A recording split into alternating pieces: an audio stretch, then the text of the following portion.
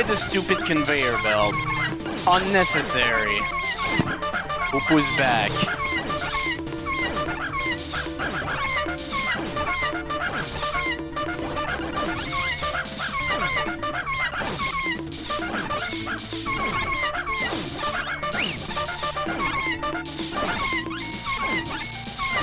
Yeah! There we go. Fuck yeah. Let's keep going until I lose now. And now suddenly I'm gonna get to 99. Okay, no. Oh, 31. Alright. There you I'm go. good. Man. I can turn Okay, that up. hey. Alright, welcome to the stream of Megaman Fold 3, everyone. That's how we start. Yep, that's how we start. God We're damn going it. immediately to tier 10 and continuing now. Back to the rave.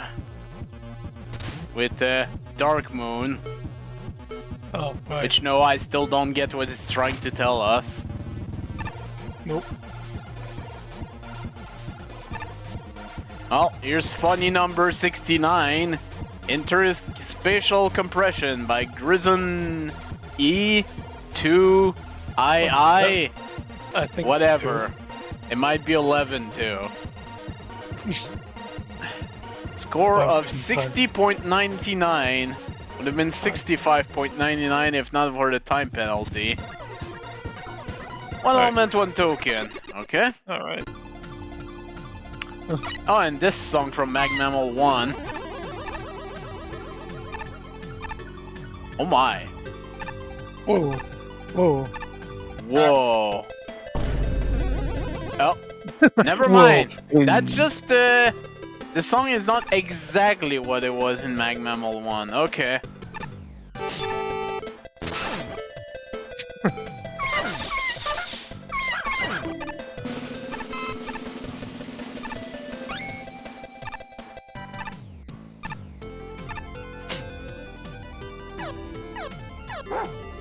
Barf.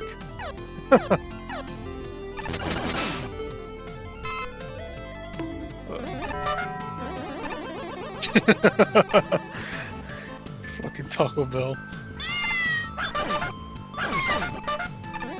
Oh, there was a W tank up there. Oh well. You already got enough. Oh, Invincible Joe. Invincible Joe that seems to be acting like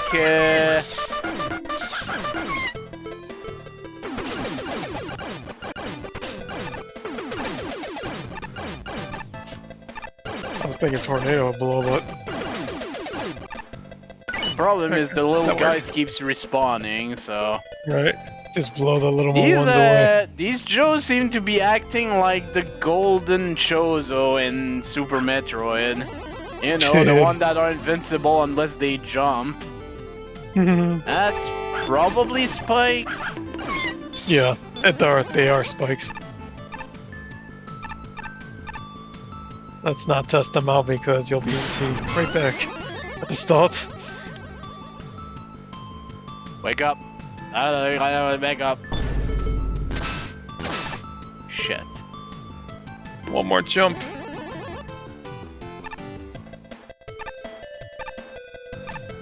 Okay, interesting gimmicks, I gotta say. Still no checkpoints. Yeah, That's still that's up probably the judge's main issues, honestly.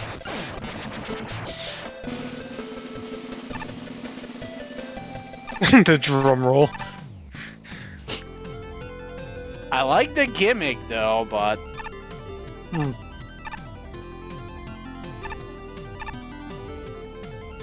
it's a very trippy stage. Checkpoints. Checkpoint time. Oh. What does this mean? Are these platforms or are I would- these I would- somehow I will take death? it. I will take They are platforms. Yeah, platforms. it just goes Good on to the. know. Oh. Great.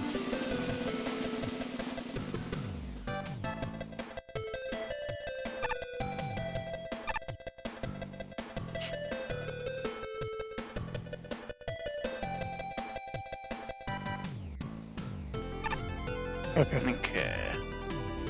How to deal with this now? Slide. Slide when it goes up.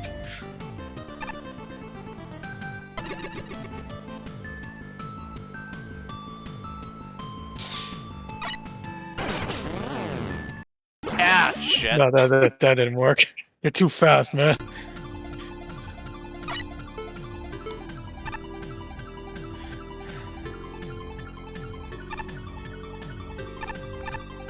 The others will join shortly.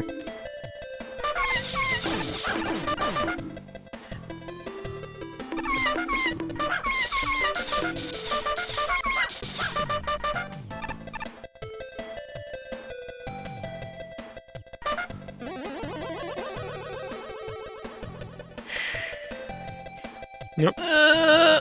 Slide. There you go. Nice. Oh boy, I'm gonna have to deal with... no, maybe not. Okay. It's all good. It's all fine. It's all good. Yep. It's all fine. It's all good. Why are these things bouncing? I'm fine. I'm fine. I'm fine.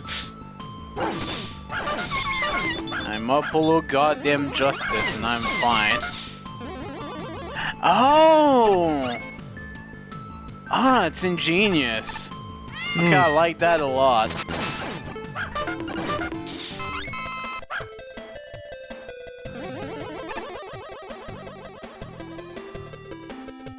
Whoa. Oh, man. I'm not a fan of this stage having only one checkpoint, because this seems like the end. But, man, the creativity is kind of amazing.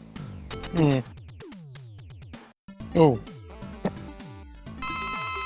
Among Us. Oh. Okay, it's weak to Trident.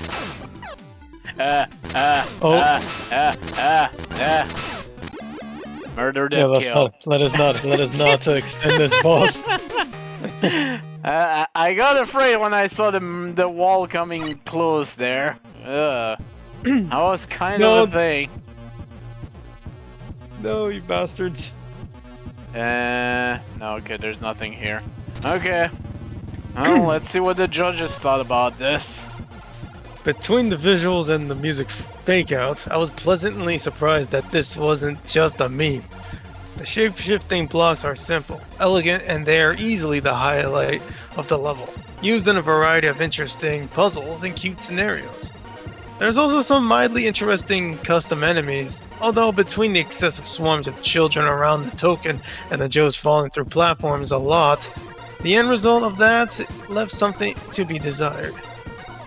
The other less than the desirable end result was the end of the level itself. It had some promise with the moving platforms, and I enjoyed the last puzzle with the compressing block, but it suddenly ratchets up the challenge with a nasty spiky combination room. Thankfully there's damage spikes. Oh, okay. Oh, okay. So they were not death spikes. Alright. Before dropping into nothing immediately afterwards. Followed shortly by the boss door and a fairly easy boss. That was abrupt enough to cause whiplash, and I left the experience disappointed. The level's concepts are interesting, but it only scratches the surface of what it is introduced here. And while we started out fun, this ended way too abruptly. I wish I had more to play.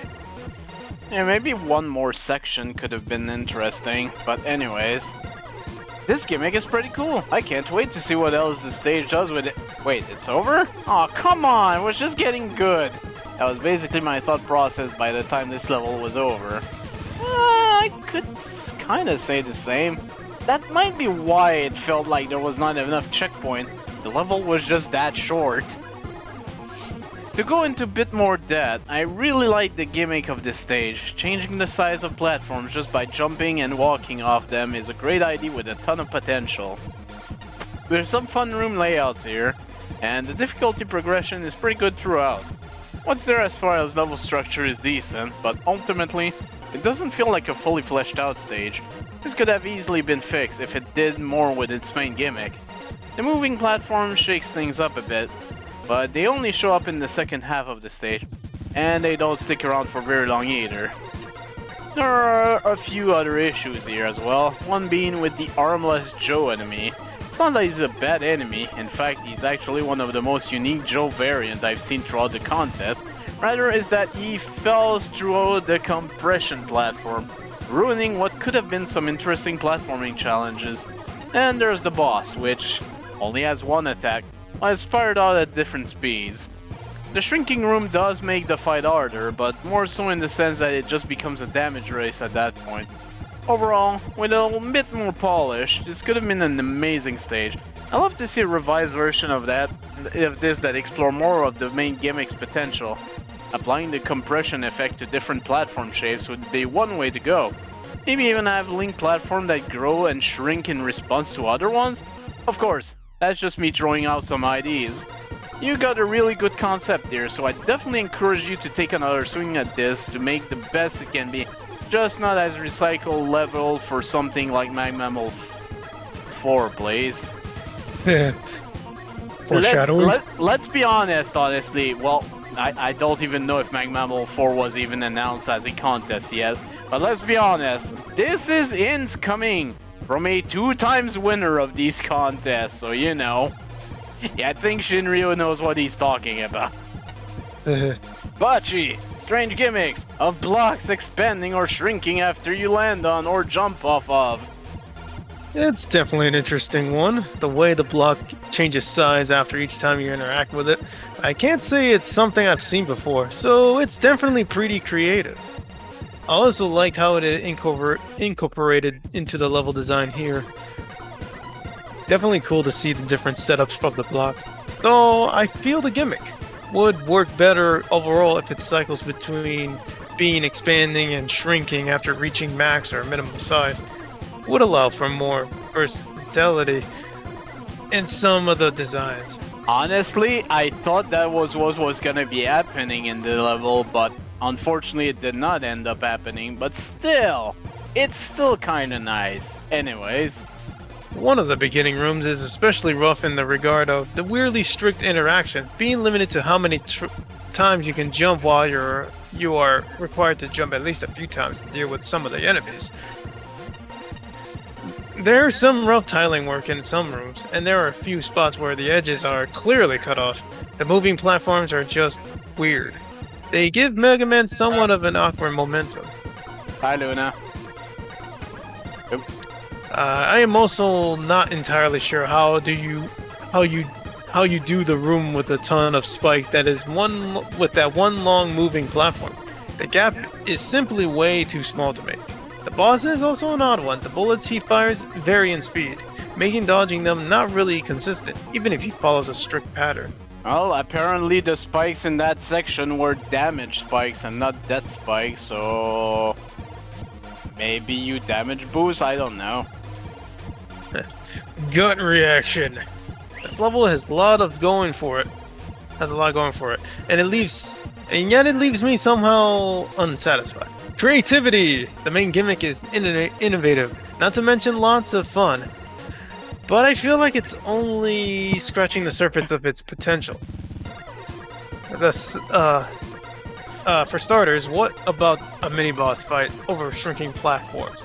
Graphics! They're clean and clear, and I like how the background helps the player visualize where your growing and moving platforms will end up. But everything is very plain, and a couple tiles are missing. It's odd that growing platforms continue lighting up when you land up at maximum size, suggesting they'll keep growing. I'm not sure exactly what the boss is supposed to look like, the hands in particular. Learning curve. This starts off comfortably gentle and steady, taken only by the random returning Sniper Joe. When moving platforms are introduced, things get jumbled. Difficulty leaps all over the place, like it's pretending to be one of those charmingly silly hopping Joes. All the individual challenges are deliberate and reasonably fair, maybe a smidge too demanding at times. They just be better in a different order. Miscellaneous missteps. Green entrances tend to occur behind the health bar, obscuring the action, and require you to immediately stop moving to stay safe. Well, thankfully we have the HUD here, so that does not happen, but I can imagine if you don't have the HUD. Two-way transitions are a liability. That sneaky secret E-Tank should really be a token. And you can glitch through the floor there. Apparently, it's trendy to fall through floors, because a few Joes drop straight through the platforms underneath them when they spawn. Other observations, a little continuous scrolling might be nice. The music works well, length, checkpoints, and power-ups are spot on. The token challenge is both clever and funny. The surprise in the boss fight is fantastic. I would have loved more of that elsewhere. I've already checked the George thing, Luna. Unless you added something else. Oh no, you did. No! Uh-oh. Oh no! Oh goodness. Okay, Ace Park. Oh, for fuck's sake, man. Honestly, this stage hosts an interesting gimmick. I haven't actually seen it before, and it does just enough to keep the player invested.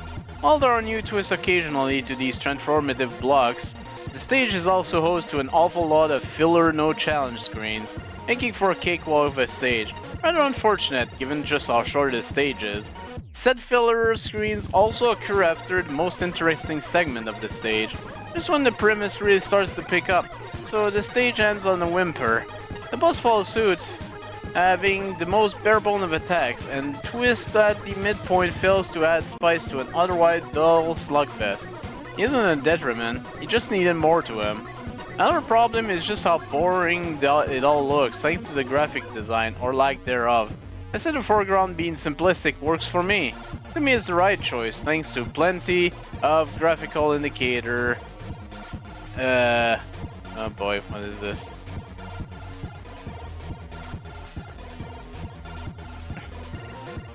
Okay, and sorry, I got distracted by goddamn Jeff George again. Thanks to plenty of graphical indicator of enemies, gimmicks, and room boundaries, all allowing rooms to feel intuitive. And this helps you really nail the show-don't-tell introduction to the stage gimmick. This sort of general aesthetic fits the mood and it could look really good, but without any interesting backgrounds, it falls utterly meaningless. Take the Bubble Bobble style arcade game approach and swipe some nice looking background to fill the screen. You've tied the weirdness into a consistent package. This stage shows a lot of promise. The concept is cool, and I think with more time and polished aesthetic, it could have been a standout piece. As it stands, it was neat. I agree, I really enjoyed this. The gimmicks are kind of amazing. Unfortunately, the stage was a little bit on the short side, but yeah, I can see what this was going for. Which is interesting considering this was stage number 69 in the competition. But anyways. Okay, there's 68 with Acid Man. Acid Man. From 11. Each of these teleporters are fitted with my new color shifting acid. They collect every element or token in a level. The respective tube will shift up and down in response. Though you can't tell that with the one below me. You haven't cleared this paradise of a simulation yet. What do you mean? Sulfurific Abyss by Chico. Oh. Score Nice. 61.20, and I see Pachi gave us 69. Nice number. One element full token. Okay.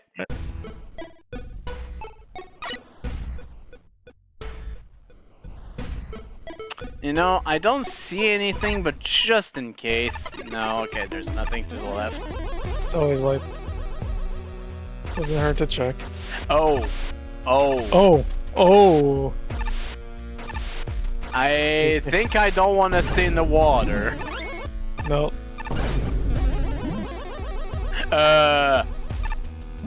Hi? Sir, who Hi. are you? Hi, original enemy. Yeah, that's definitely an original enemy. Interesting concept.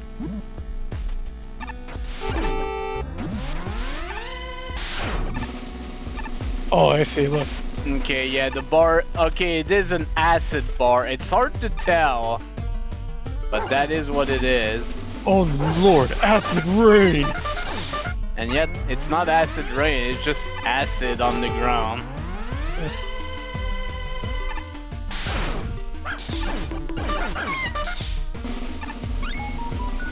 Aha! Oh, Oh, oh, God it's damn it. disabled. Really? Ah, damn it! Oh, they Son of a bitch. dirty. That's dirty.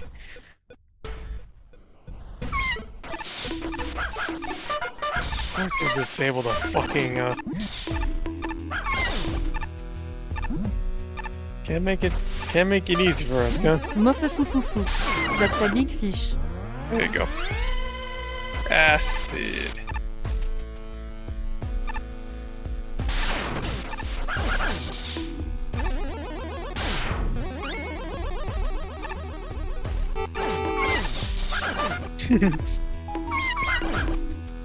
Alright, let's try this again. Can I make this with just coil? No. No. Just short. I had to check. Yep. Damn. This is gonna be a bit of a thing, because I'm not that great with Rush Bike. Yeah.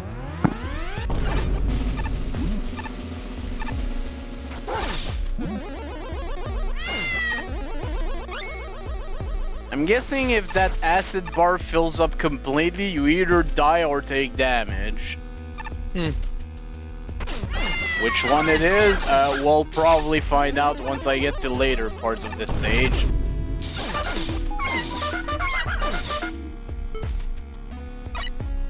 Okay, what if I don't... Of course you didn't jump. I swear we'll do this eventually. Want to sample the acid here?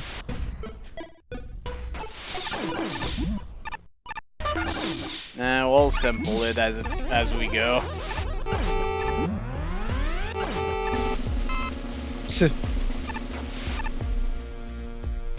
In the meantime, we get to hear more of the silly sound effects, so you know.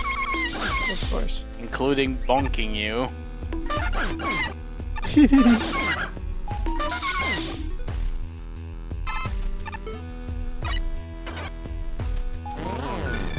Okay. Ooh, right there. There you go.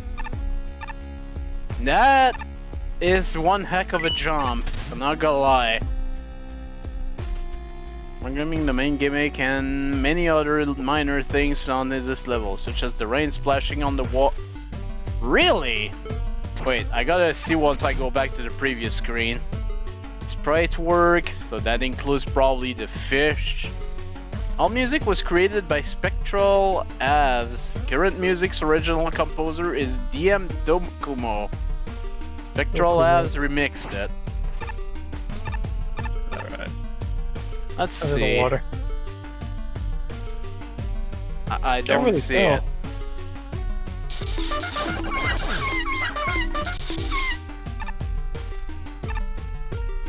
Maybe not this particular water. Alright, well, let's get into the death water. Acid. Oh boy, we've got 2 token challenges. Oh, that's...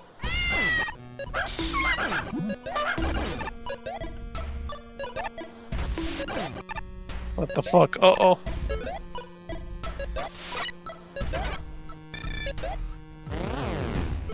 Oh. Oh, that was pointless. Oh, dear. Oh, it starts chipping away your health. Oh god, at least it goes down fast. I wonder Unlike if this that, is they're talking about that this. other gimmick from the other stage with the temperature. It's the right. And there's this, of course, there's spike walls. Oh. Ew.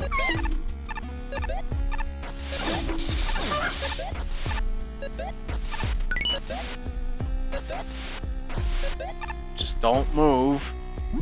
Okay, I think if I want the other token, I have to restart here. Yeah. Oh. This is the checkpoint. Okay. Cool. Alright. E-tank. There's an E-tank where there's a dead fish. Ow. Probably use it as a platform. Oh. Or not. No, I guess it's not not. a platform. That would have been You'd cool if think it it was. would have been. It's just laying there. Man, that is creepy though. Hmm. Oh.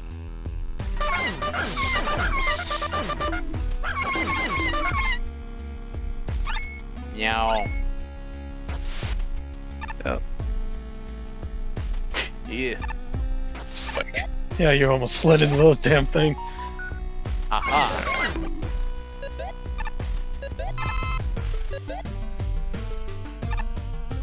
Okay. Fish. Oh, there it is. Just gotta go around. Okay. Let us through. We can't jeez. breathe in this shit. No. There it goes. It's chipping away. We got it though. Fuck. Out of the way. Out of the way. Safe spot? Yeah. Yeah, up there. Ah! Oh. Well. Oh, that sucks. Okay, the right part was easier, so I'm gonna take that one. Okay.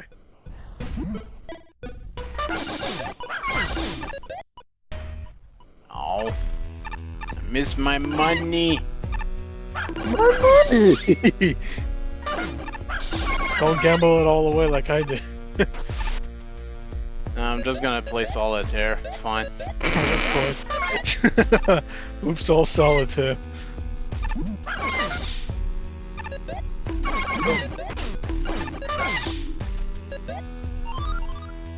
Oh, checkpoint. Oh, Eddie, truck. Oh, Yeah, thanks. T. look at that dead fish. Oh, Yeah, but look, it makes the letter T for some reason. He's T-posing you. Oh, Mm, ominous. very ominous. Megaman 2 all over again. Oh.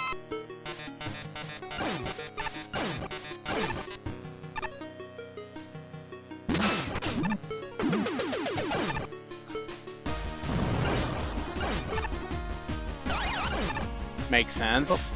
Yeah. You think about it. Electricity.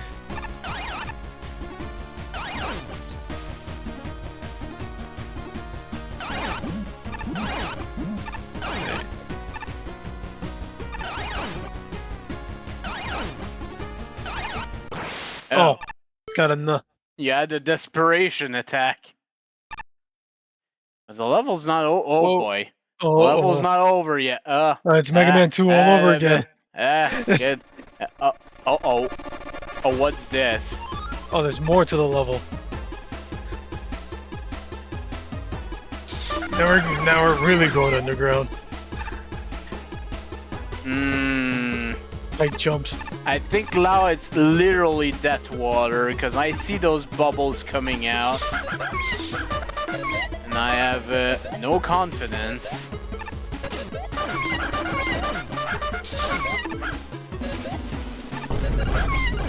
Yeah, I'm pretty sure this has to be death water. Look at them go. Got some tight jumps here. There we go. More frogs.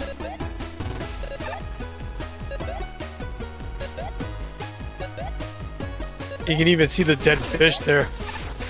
Oh shit. Ugh. Oh no, the acid meter, it goes quickly up. Oh yeah, I see that now. Yeah, it's even more potent. Oh, hi there. Now they start coming out of there.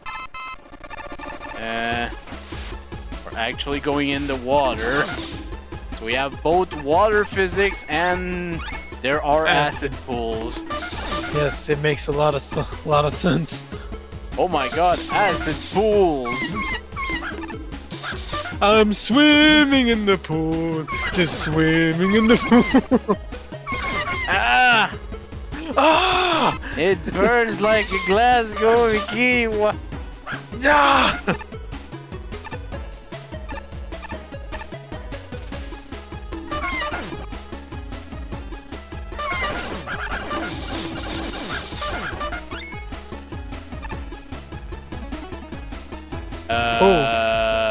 Big bubble.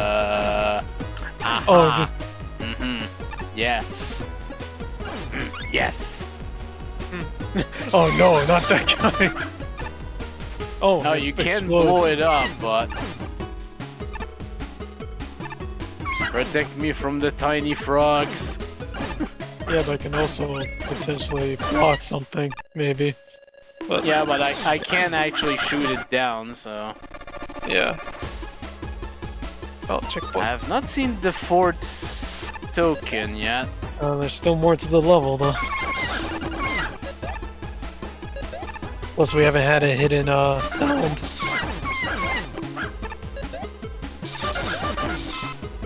Oh, that's a pit.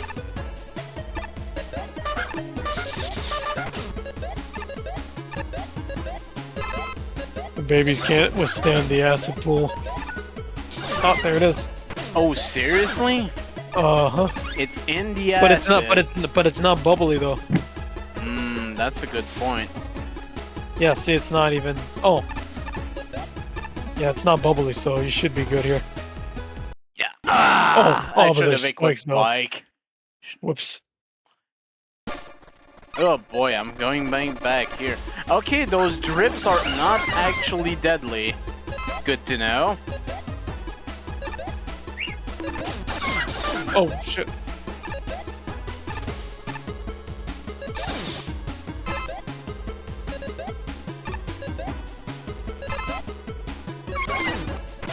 Yeah.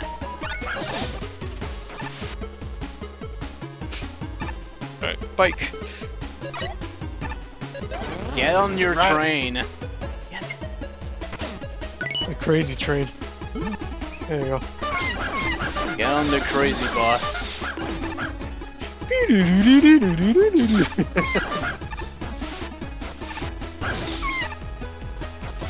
Oh boy. Oh. Oh shit. Yeah. Oh. Yeah, I want that. Gimme. Absolutely. Okay, what do we got? Oh! Submarine!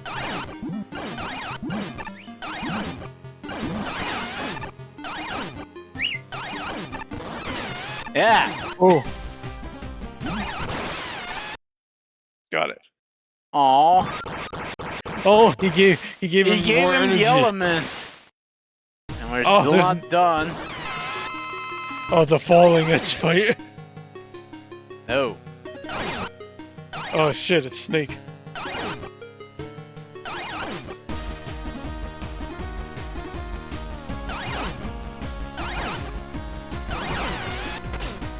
Oh. Got it. Use that element.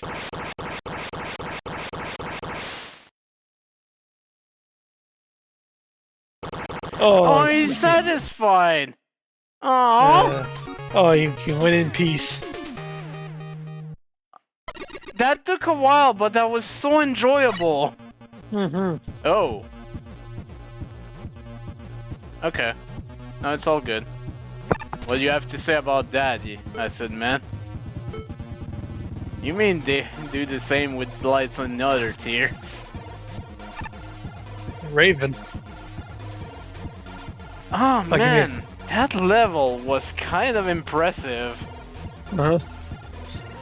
I mean, a lot of the gimmicks also made sense, like the freaking bubbly acid, it's more deadly, it kills you quicker.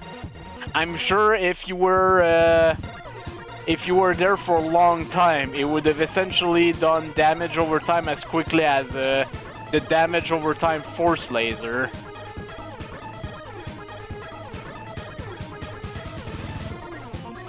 Alright, well, let's see what the judge had to say about it.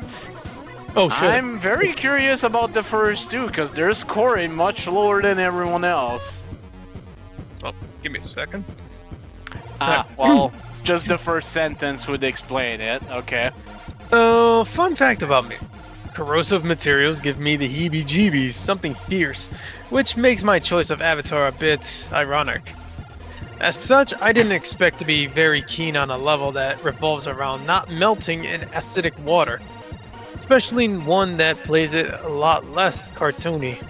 And yet, my problem with this level wasn't at all what I expected. The time limit on the acid bars was easily managed, even when the super acid was introduced. And the level as a whole doesn't really try to threaten the player with melting into a pile of scrap. The result? Rather than feeling nervous and jittery, I was just bored. Not something not helped by the uninspired dark cave visual. Oh no, I was unhedged the whole time anyway. Personal anxieties aside, the core gimmick is a decent one.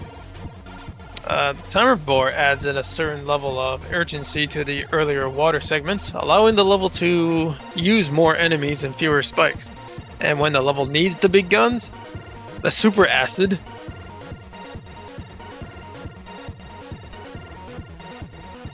pools make an excellent replacement for spikes, though perhaps a little non-threatening since you're rarely in a position where you're likely to stand in them. There's also these giant acid bubbles, which are kinda cool at first with how they plow through everything in their way. However, they're painfully underutilized, with only one time where their 8-way split behavior matters at all. In fact, underutilized applies to a lot of this level, but especially the enemy types. Gabgeel and Croaker were the only ones that appeared with any real regularity. And while I took the sadistic pleasure in many deaths of mini Croakers, the Gabgeel's appearances were by and large easy to snipe. The biggest letdown was probably the weird bubble shooting fish, being an entire custom enemy type that just barely even appears, let alone really do anything. Considering it's the only regular enemy that's unique to the level, that's a crying shame. Given the above underutilization issues, it shouldn't be surprising that the biggest meat of the level is the bosses. The little baby was a fun fight, and I like the way it uses the super acid pool to somewhat protect itself. That said, the dash attack is too fast for my liking. It feels like a bit of luck is necessary to reliably dodge it. As for the main boss, the adult starts out fine, besides a near blind spot, and the beginning of the second phase is an excellent twist on the concept. But when it gets below health, it completely eschews its attacks for just tackling you a bunch. It seems posing at first, but it's not hard to box yourself in. But once you've figured out, it's far less interesting than its free form in the first place, which is way too short in comparison. Plus, that boxing aspect feels less like a challenge and more like a design hiccup, which makes it feel all around worse than the mid-boss before it. In general, this wasn't what I expected. I expected something that would genuinely scare me or otherwise royally creep me out, but instead it just kind of bored me. In that sense, it didn't pay to subvert expectations. To be honest, I wasn't sure how to feel about this stage at first. I think the overall concept of the level is really cool, and there's definitely some interesting ideas in there. The execution isn't without its flaws. Starting off, there's the acid mechanic. I think it's a sound concept. It ended up being more of a nuisance than anything thanks to the room layouts. The first major section, where you're submerged in acid, is rather confusing to navigate due to looking so open-ended. This is especially the case if you're going for the tokens. That's also not to mention the small openings in certain parts that look like they were designed to provide air pockets for you, but just end up not working. What furthered the confusion to this section was the acid droplets from the ceiling, which, as it turns out, are just there for decoration. I guess the dark coloring on them is supposed to signal that they're in the background, but I didn't get that impression from them the first time around. It's their place and spot that makes them come across as legit hazard. To be fair, I also thought they were hazard and not background element, but once I restarted at one of the checkpoints which starts you under them, well, that's when I found out, but anyways. The mid-link to strange room layouts do improve somewhat once you make it past the mini-boss though. Speaking of which, that first fight was probably the highlight of this level. It's a relatively fast-paced but fair battle, barring that one move where he zips across the top of the screen at Mach 10. That one attack aside, I really enjoyed that battle and some of the underground cave segment that followed. I say some, since a few of them are still held back by the croakers, which are often placed in ways that their tiny frogs are almost guaranteed to get a hit on you. Granted, they do become less annoying the deeper you get into the stage, and when you can use the giant acid bubble to block the small frogs they spit out was genuinely pretty interesting. I just wish these acid bubbles had been used in more unique ways like that, since for as neat as they are, they don't really show up that much. Finally, there's the end boss. I don't have much to say about his first phase since it's a relatively standard fight and a fairly straightforward pattern. Instead of attacks, it would be decent and to this stage if you went for his second phase. While the sun free fall movement change is easy enough to get used to, it's not exactly ideal where you have little to no room to work with. If you went for that one quirk of this phase, I could see it working out relatively well. As it stands, however, it's a rather chaotic ending to an otherwise mixed bag of a level. Honestly, I don't know, I really enjoyed this one, but anyways. Submerged spelunking, beware of Lunger King danger.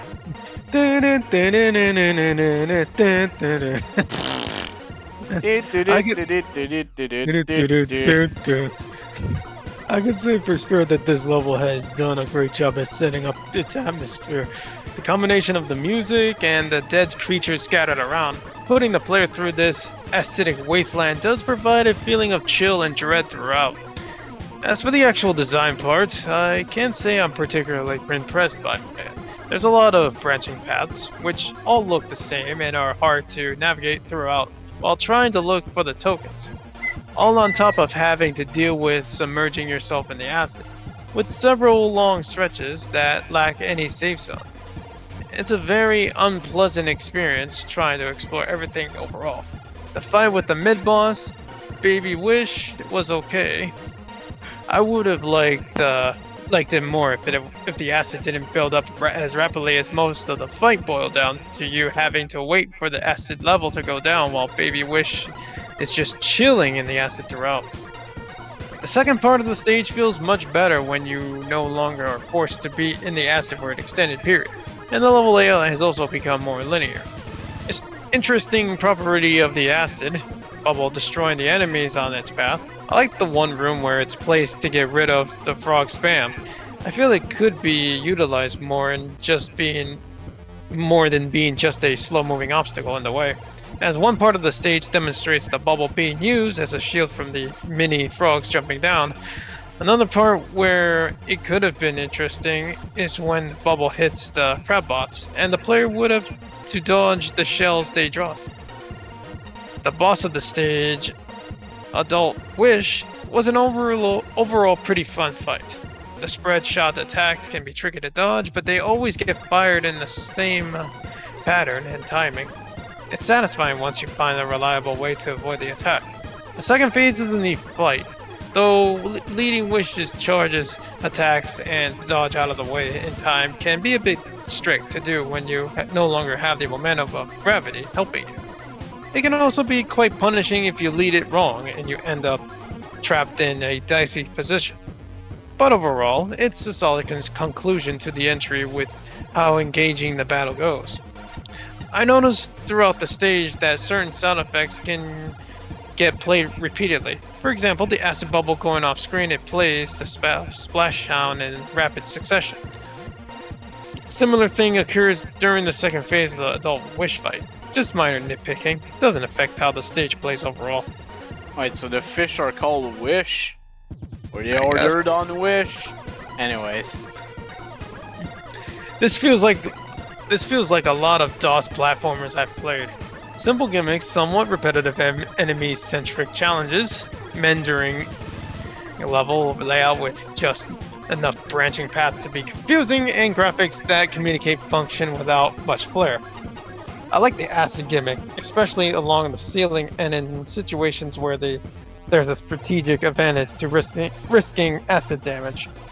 I appreciate how bubbles, exploding froglings, and extra dead fish emphasize the pearl. I would have liked an additional audio or visual cue to alert the player when the acid level is critical. And I might have used a skull icon rather than AC over ID for an acid meter. The weapon limitations seem solely related to the first token challenge, which is annoyingly easy to botch. Yeah, The third token is cleverly hidden. The section right after the mini-boss could use some adjustment. That long fall is interminable, and an earlier introduction to global water physics would work better for the aesthetics. The blue tiles look like they belong exclusively underwater. And learning curve, the current introduction drops you onto a crab and surprises you with low spikes overhead. The boss and mini-boss are highlights. The gigantic acid bubbles are also neat, though I would have liked to have seen a little more of them, and the various fish for that matter, and less of the frogs and crabs.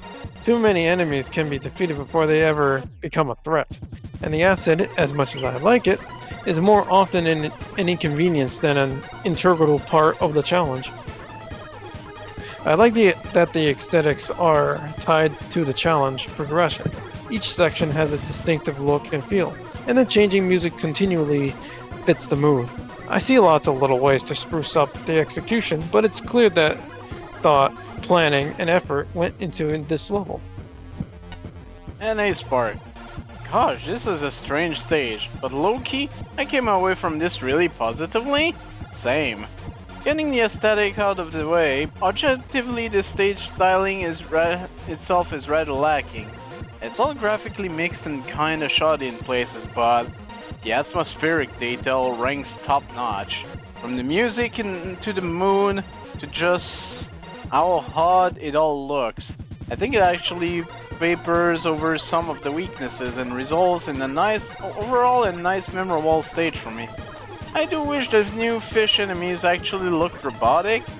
It's worth shooting down what looks to be organic living creatures, especially when they're alongside the typical Megaman robotic animals. This picture is probably the biggest detriment to me from a graphical standpoint. Either go all in with organic enemies or stick to robots. Yeah, don't do like Megaman DOS. I love the acid mechanic. It's been really well balanced here, and except for the bungled teaching of the stronger acid, more on that later, by introducing it during the mid-boss, it's super fun and intense gimmick all at the same time. The player feels the need to rush, but if you sit back and look at how slowly it drains Megaman's health, or at least the weaker stuff, you aren't in that much danger. But it feels like you are. The stronger acid also makes for a good alternative to plastering spikes all over the place, as water stage are one to do in Mega Man. And this is, to me, another stage where having multiple paths haven't really hurt it. So many stages splitting their attention between two paths and with both feeling half-baked. Here, they feel like two proper halves of the same level, so good on you for that. Introductions are a bit wonky. The weaker acid is introduced fine, it's obvious how it works, and the fact there's a second strength of acid was confusing. Not only on my first run through, but even when I come back to the stage after a couple of months later. Introducing the more intense acid during a boss fight effectively results in death. Oh, so the one during the mid-boss was actually the deadly kind. Oh, glad I didn't go in the acid then. The existence of this stuff needed a way more obvious tell than it was as deadly as it is. And it's very hard to parse. The fact it's the same color as the regular acid is equally baffling. The bosses are a mixed bag, and of the two, the mid-boss is the stronger. Because your mid-boss is rad, he has some really fun to dodge attacks.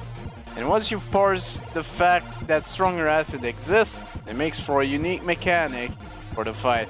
Having shades of Mega Water S from Wily Wars, it's a big highlight for the stage for me.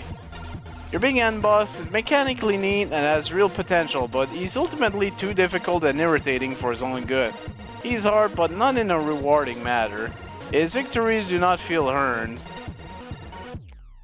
Tells on the boss are weird.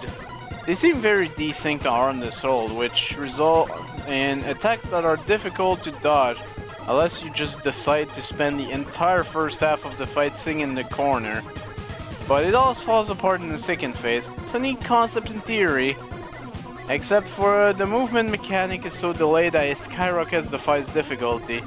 At this point, dodging my instinct is not an option. You have to completely plan out and know ahead of time how to manipulate the boss during this phase to stand any chance of winning. Or just use Thunder Beam like I did.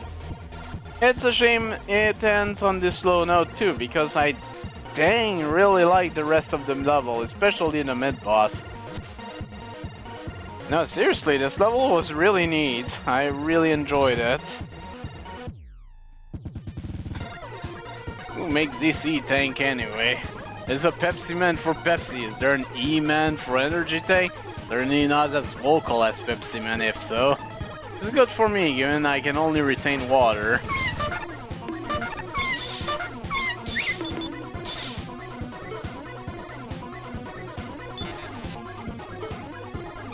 I still don't know what to do with that.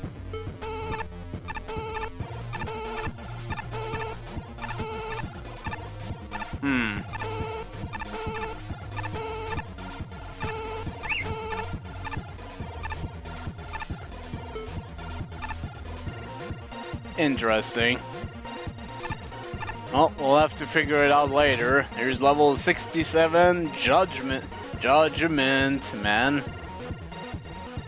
A score is 61.40. Or Dart Weather. Probably butchered that. And 1 element, 3 tokens. Okay. Judgment Man.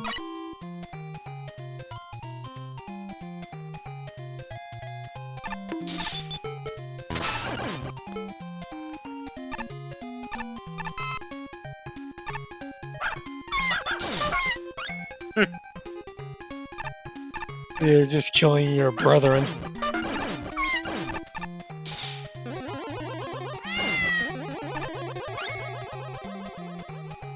Oh, that's cool. Oh, that was our respray the axes from Blademan, I think. Yeah. It just gavels now.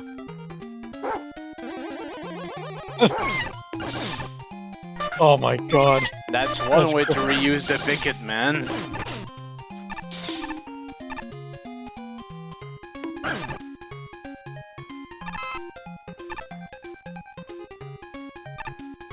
That's kind of a tight jump.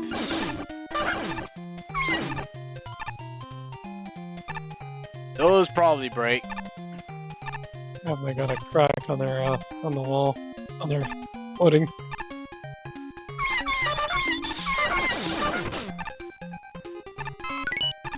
Are we missing any weapons? No, okay.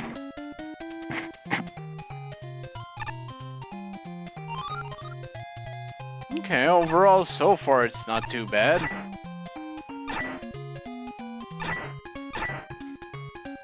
It would be funny if somehow there's just a random enemy that just looks like Phoenix Wright for no reason.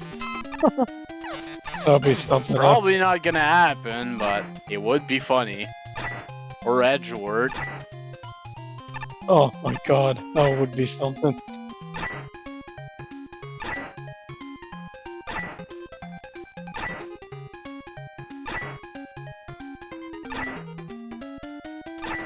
A reminder, everyone, investigations collection coming up soon. Yep. Time for everyone to play Investigations 2 and find out how amazing it is compared to 1. Right. Like, seriously, it's night and freaking day. I'm looking forward to it. That game is so good. I'm looking forward to it.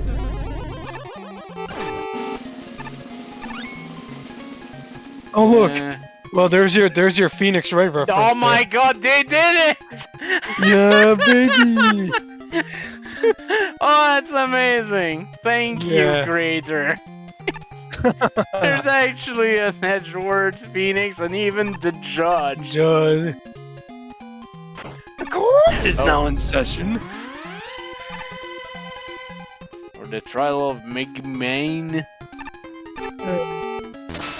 Of Megaman.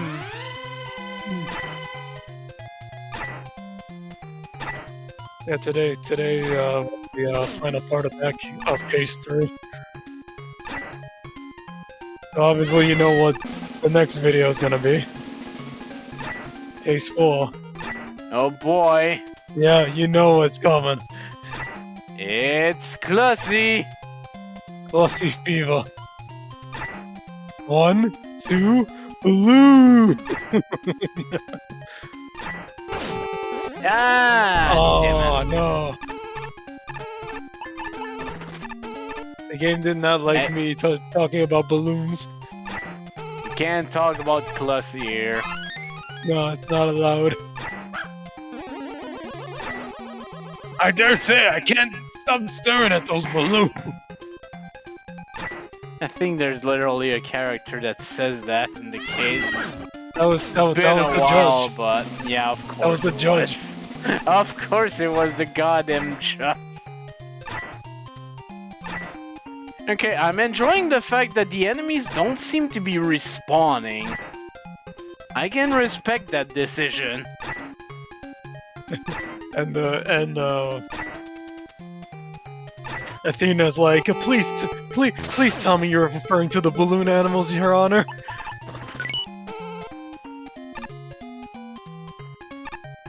Okay, let's go. Checkpoint. Don't think I didn't see that. Oh my god. More I like it. I like it so much. Oh, you're out of place, but sure, hi.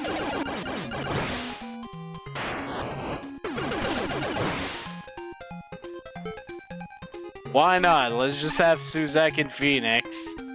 Hi, fake man. I suppose I should thank you for freeing me at last. Oh my god, look, it's the attorney's badge. While I was here, I've managed to find some junk lying around, including this cardboard badge. Oh the sheer no! audacity. Either way, I have no use for any of it. Take what you will. The fucking God tiger damn badge. it, Furio Tigre! It's a Furio Tigre. It's Furio Tigre badge. Thank you, Furio. You gave me a Yashishi. You think you's Phoenix, right? I'm Phoenix Wright. Right. You was thinking you Phoenix Wright? I'm Phoenix Wright. Luna Lord. Yep, I think I found my fake. Luna Lord, please don't burn my cafe down.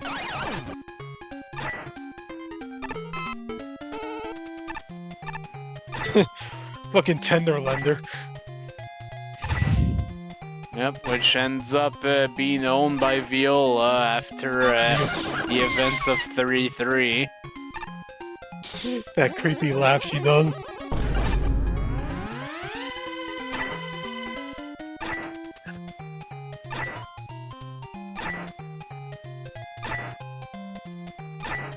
Ah, Jesus! Okay, you guys still respawn though.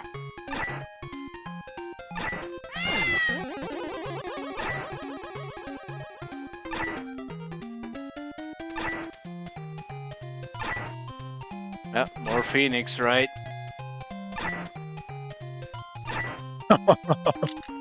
I feel like if Capcom made a level like this, there would be Phoenix Wright reference. Oh, of course.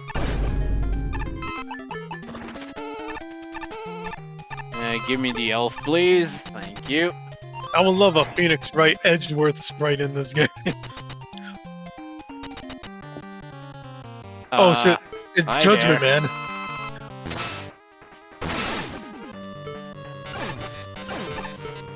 You're here to receive judgment.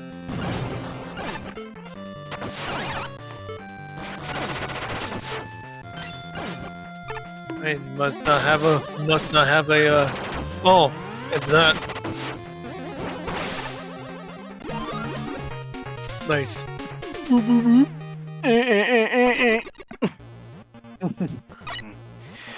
Let's rave. That was pretty alright, yeah.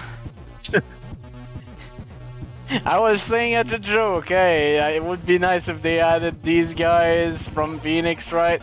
And they did. Hell yeah. Apparently not all the judge agreed though, let's see. The judges. Huh. Nice city backdrop. Off to a good start. I can clearly see the rain is gone. I clearly see where we're going to go next. Excuse me. So let me just slide through the transition and oh my stars, that's a death pit. That and more or less sums up how the level started for me. And it was one heck of an introduction. I'm glad we have the street. And it's a good opportunity to introduce the police enemies. And it's great for setting the scene. I just wish the first transition was nicer. As for the main level, its single strongest point is absolutely its theming. Being 100% a core house with no real mechanical elements, I'm somewhat reminded of Judgment.exe in the theming, but Judgment Man adopts different concepts, and Mets are now police officers with a second type running around. Picket Man's a judge, Berserkers an awesome gavel, and it's topped off with security sprinklers, a couple of phoenixes, and scales to jump around on. Without a doubt, this theming here is phenomenal. Unfortunately, the strong theming is undercut by lackluster execution. For specific enemy problems, the walking officers have a needlessly high fire rate, and Judge Pigot's mix of shielding and high fire rate can get really dicey if there's not a lot of foot space around. For other enemies like Beaks and Gavel Berserkers, the biggest issue is that they barely exist. I only remember Beaks in one room, period, and there's only 2 Berserkers in the entire level. A complete shame, as those axes are fairly rare. Finally, assets like the police Mets and the screw bombers have some difficulty issues. The Mets can get pretty infuriating if you struggle to snipe them in later portions, whereas the first screw bomber is arguably the most dangerous one in the level. On the gimmick side of things, the execution is a little bit more mixed. On one hand, the seesaws have more distinct scenarios like the vertical climbing sections, and I do generally appreciate how they belong here much more than they did in Blade Man's level. On the other hand, the low synergy between the enemy set and the seesaws means there's a lot of time just spent just jumping around on them with no real threat around. That can get pretty boring and has an adverse effect on the difficulty curve. Some more fly enemies would have done this place some good, or even just using more of the cracked platforms, as those work better with who's already here. In general, the level is kind of middling. It's never actively unfair, but as assets tend to be underutilized or kind of boring. On the boss end of things, the token mid-boss is a bit awkward. Duzak and Phoenix aren't properly synced. Oops, sorry. Yep. Yes, the gimmick sign. Okay, there we go. Properly synced, so I can tell that they weren't implemented correctly. Fortunately, the boss ends things on a good note. Judgment Man's straight fireball has an annoyingly unclear telegraph, but he's otherwise a fine mutation of Commando Man. He's also a fair bit easier despite the full 3 attack moveset. The same number as Commando Man's hard mode. Considering how annoying Commando Man can be, I'm okay with that. Shinryu. For the most part, this is a perfectly average and middle of the road level. If anything, I would say the stage's biggest strength is easily its theming. The courthouse look, while I feel is a bit plain, works very well, and there is nice array of custom enemies, both in terms of functionality, related ones, and reskins. That being said, I felt like they rarely ever posed an actual threat outside of certain situations. Mainly, whenever you're on a seesaw, given there's inherently less room for error while on those things. At the very least, I can appreciate wanting to give the player something else to balance during these vertical seesaw segments, even if I'm not a fan of the actual enemy placement. That aside, most of the platforms here feel very basic, and a lot of segments not offering much in terms of challenge or engagement. Final stretch is almost the only part of the stage that's exempt from this, but does end up suffering a bit from the aforementioned issues with enemy placement related to the seesaw.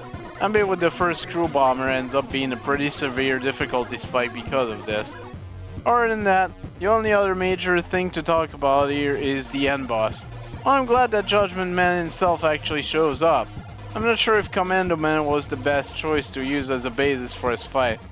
As he is now, I found it a bit difficult to read his attacks properly, especially when he just suddenly lobs out a projectile by casually pointing his gavel at you. Ultimately, it's as I said at the beginning of this review. This is a pretty average level that I felt didn't stand out too much on both the good or bad end of the spectrum. Pachi, innocent or guilty, you be the judge! Actually, a really cool and short little stage, taking place in a court setting. Naturally, some references to Ace Attorney would be snuck into it. The use of the seesaw platforms to represent the scale is actually pretty clever. The sprite work is pretty nifty for the most part. The harsh outline of some of the black outlines can sometimes get in the way of distinguishing standable ground though. The music unfortunately gets a little repetitive with its short loop. The biggest problem that source dip for me, or sour dip for me, is a huge tendency of falling off the seesaw platforms from getting hit by enemy projectiles, and having to reclimb a section that can get rather irritating. The irritation is especially prominent for the last part with bottomless pits. Judgment Man has a really cool design, actually has some pretty clever interpretation of the attacks to mask the fact that he's a Commando Man reskin. Flash Man. Strong theming can elevate an entire level, and that's definitely the case here. The transition from delightful city scene to Esther yet comfortable courthouse is excellent.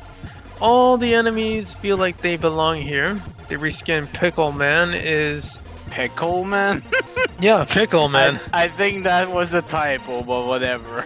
Yeah, is especially clever, and even the generic beaks and screwdrivers feel like a courthouse security robots. The Phoenix Wright references, plural, the mini-boss was not lost on me. Add extra charm. Although the boss music doesn't sieg well with from the buoyantly fun theme, Judgment Man himself is pretty righteous. The fight is solid, though some random invisible things explode when it's over. And I dig his Judge Dredd helmet and the gigantic scales behind him. Even the central gimmick of the level, hopefully deliberately, is reminiscent of the scales of justice. Good theming. This, combined with very reasonable checkpoints and level length, make up for some shortcomings in the challenge structure. There's a fair amount of fluff. Most seesaw segments allow you to dispatch enemies before they become a threat, leaving a lot of hollow hopping or rush jetting and magnet beaming until the next challenge. More interactions with the underutilized assets, ergo falling platforms and the Berserker gavel, might have helped. Challenges tend to decrease in difficulty and complexity, rather than increase. Compare the first Met screen with the one immediately afterward. The beginning of the final stretch can be brutal. That is a tough seesaw and spike jump after the checkpoint. And the first screwdriver is a great challenge, but an awful introduction to the enemy. However, the level is still fun. It's nice to see ride seesaws upward for a change. Enemy combat is enjoyable, never mind that Mets don't respawn. So it Particularly wasn't with just me, they just don't respawn at all, okay. particularly with the unique architecture in the mini-boss room. Best of all, the theming captures the colorful character I love about this series. I have to admit my biases. This stage has an uphill battle using the Blade Man platform gimmick. It might be one of my least favorite gimmicks and one of my least favorite classic stage. And I didn't hate it here. There were better usage of the gimmick in the contest, but I didn't hate it. The only real time it began to irritate me was that one segment near the end, as the player has to pass by a screw bomber embedded in the ceiling. Maybe don't put enemies in spot like that. Other than that, this stage is a nice ROM and there isn't a ton to drag it down. The few new assets work just fine. What looks like a jump-through platform is a jump-through platform, and what looks like a falling platform is a falling platform. And okay, so the level doesn't particularly look in style with Megaman in places. The background looks very Euro trash NES style, and a tad more simplistic than is normal for any Mega Man game past Mega Man 2. Some of the new enemy sprites look a bit weird, and I don't care. This stage looks adorable. Almost every enemy getting a law theme rework is very much appreciated and helps the stage feels cohesive. It raises it up from having an out-of-style look to fitting the Mega Man universe. There's also a lot of nice little details such as doors, signs, window, and of course the various Ace Attorney references. Judgment himself is a Commando Man rework, but you know, this is a really good Commando Man rework. If it weren't for how intimately I know Mega Man, I could have been fooled into thinking this was created whole hog, but even if he's a rework, he's still mechanically a new boss. It's pretty solid, even if he could have done with slightly better tells. The stage is all the better for having its original Robot Master there. Overall, I'd say we have an above average Mega Man level that looks really cute. There's a few other complaints, but they're mostly aesthetic. Not replacing the Suzak and Phoenix sprite means that Miss Buzz sticks out from the stage like a sore thumb. I'm honestly not sure how they fit in, outside of maybe being an Ace Attorney reference, in which case a resprite would have helped sell it, and on that note, I have one final complaint. The music. It's rather tinny and repetitive. I recognize it from the Capcom Darkwing Duck game, and it might be my least favorite track from that game, and is one of the Yasuaki Fujita's weaker NES tracks in my opinion. But also, you have all these Ace Attorney references. Why on God's green earth did you not use Ace Attorney music? You know full well Ace Attorney's bombastic music would fit Mega Man to a T. Some even showed up in Megaman 1 as a boss team in Neon Gravity, for crying out loud. It doesn't have to be NES style if you can't find covers. Early Ace Attorney music even sounds retro. I'm baffled. I am well and truly baffled by this choice. I do agree that maybe an Ace Attorney music track would have been a good idea, but still, overall, I'm still coming out satisfied from this level. Very nice theming at least. Hi, I'm Hunter Woman. It's harsher than any jungle or desert. It's an assault on the senses. So much noise, so many lights, so many potential threats around you at once. May the strength find me, I shall persevere. Alright. Oh hey, also all of Mirror's effect. Anyways. Yeah.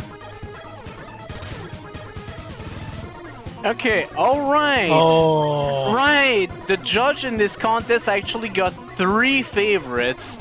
There's the gold, the bronze, and the silver. We've already seen a gold favorite, surprisingly. But this is our first bronze favorite.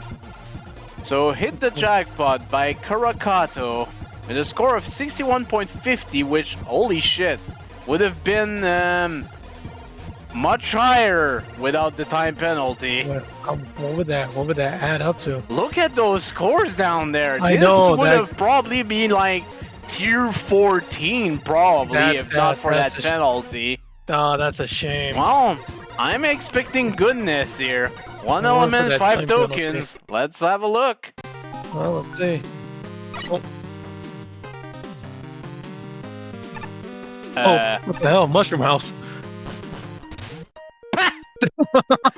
Toad, man.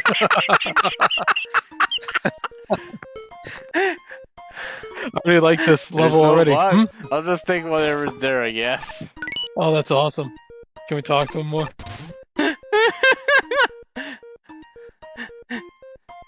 God. Yeah, tell the boss I need that bonus. Alright, so I'm guessing since the way I see the tokens up there, we're probably gonna have to find more of these houses. It still leads back, right? Yeah. I like that a lot. Take the contents, it will help you on your way. And playing with oh boy, you're an enemy. Playing with the expectations already, considering as you all know, I really like Super Mario Bros. 3. Oh, it's the Peach Crown. Oh my. Okay, Yeah, so the those are Peach's crown. Those are the grenade enemies. Yeah, it's the.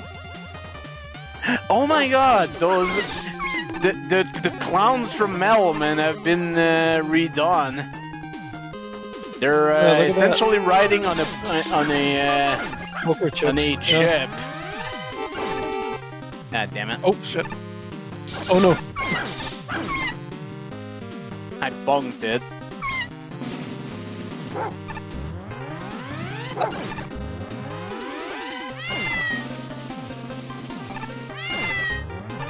Fine, Yoshi.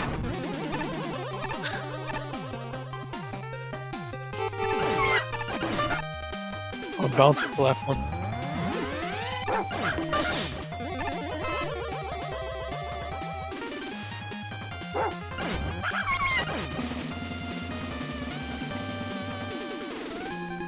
Is that a real or? Oh, I saw that up there.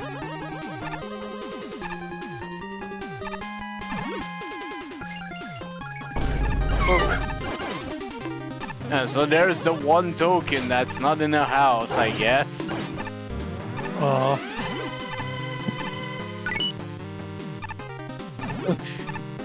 He's the only one that Toad Man needs his bonus. Ah, damn it! Oh no! That's my bad. Oh, shy of the checkpoint too. Yeah.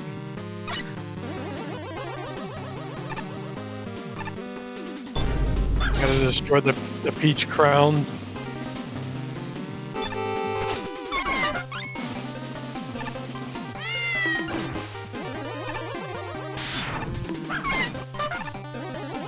Oh, you can actually move it. Okay.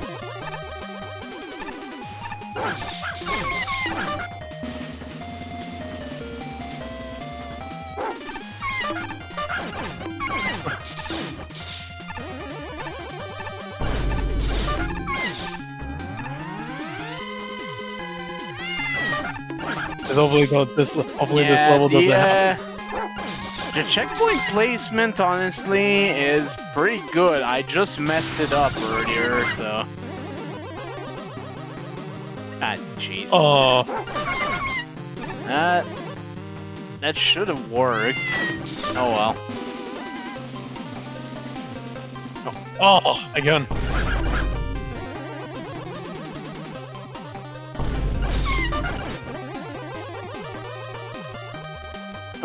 Why is my slide not working all of a sudden?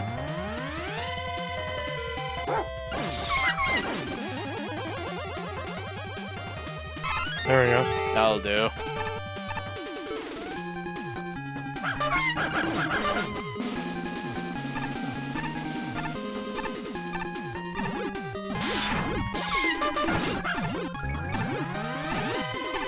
There we go. Breakpoint. Oh. Oh. Oh.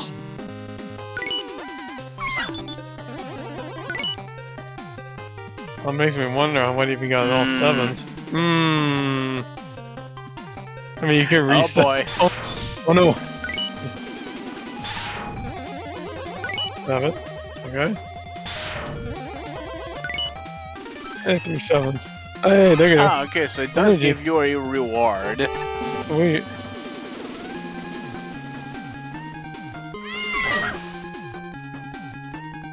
Oh boy. Yeah. Ah, come Oh, on. shit.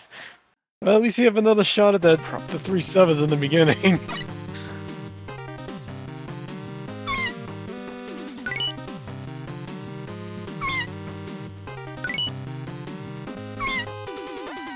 Oh! Retry.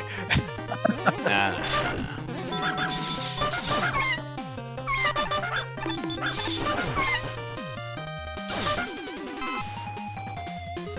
Oh. Oh, what the fuck?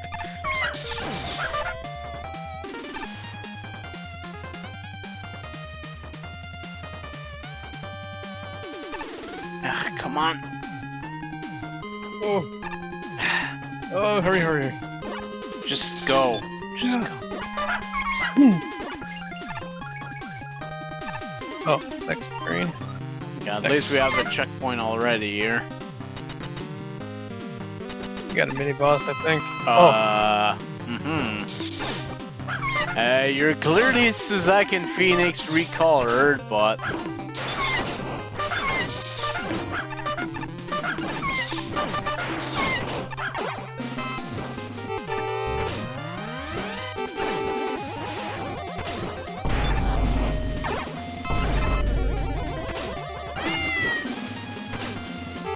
Man, I suck at fighting these.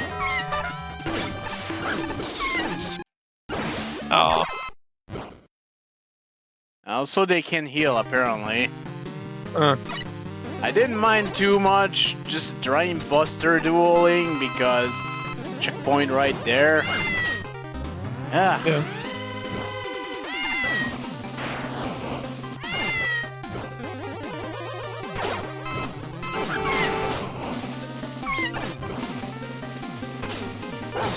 Yeah.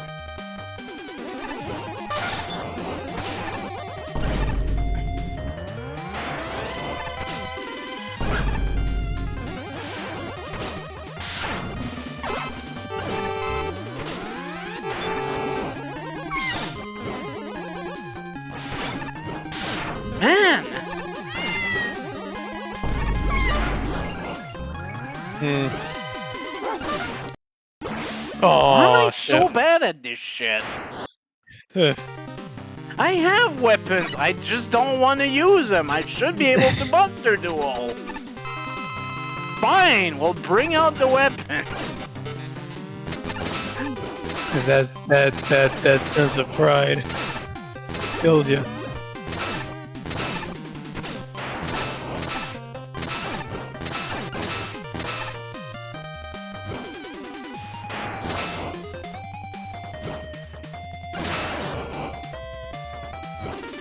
And now he's not coming down.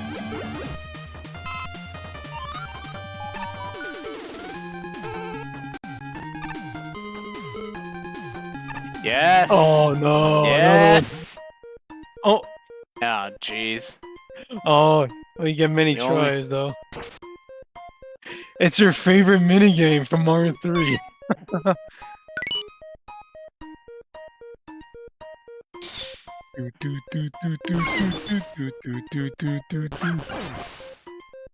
I'll try again.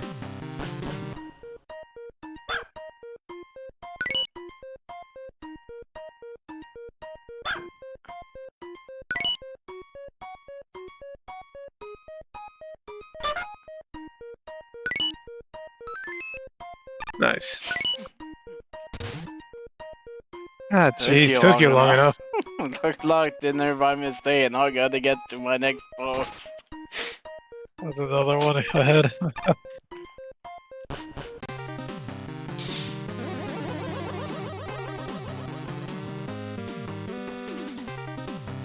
Alright, what's next? Okay, we can destroy these poker chips. More slot machine.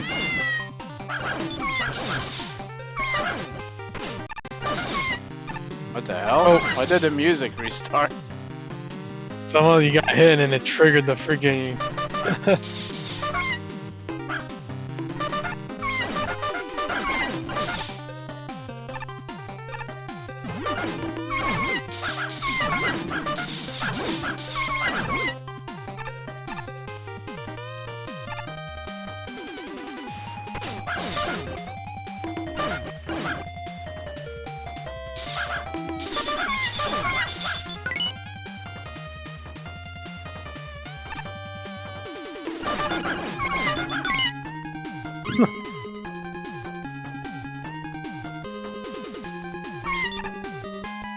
Oh, Fish and chips.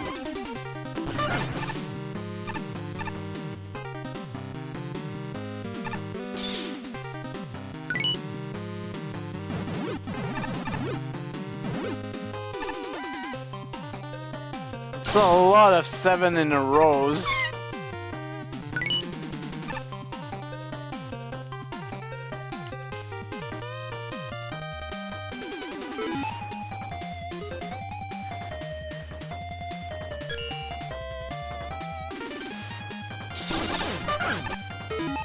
Oh, I've already used weapons. Might as well bring this out. To the detriment of steel.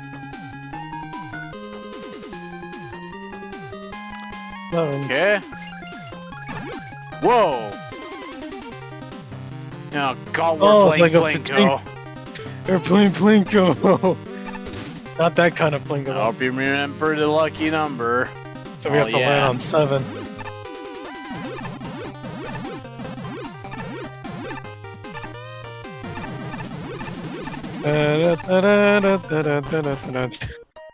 Oh, not presidential Plinko. A winner is you! You! Oh.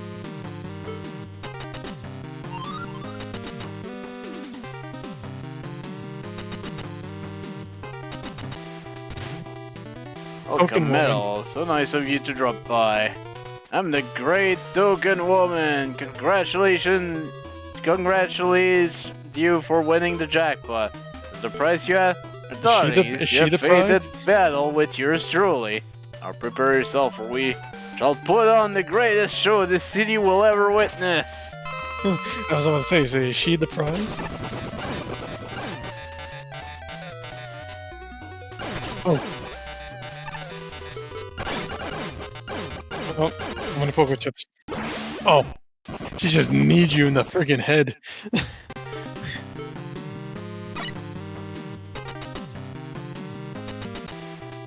Alright then.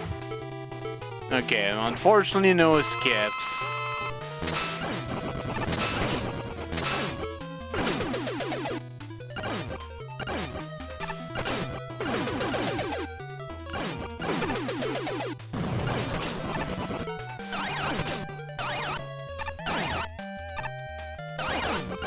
You don't like the electricity, and so are these chips. Which is good. Jeez!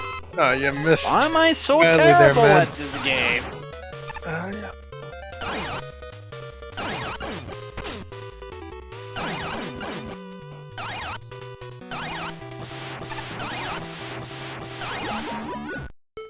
Oh, before you pick that up.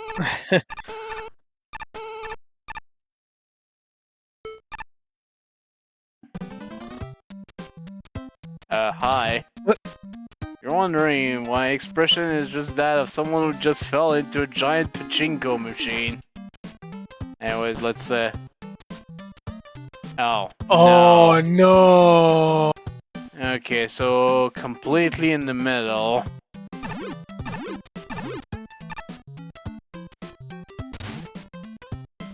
The City War series moving on to pachinko machines are from the past. Oh, fucking City War, are you serious?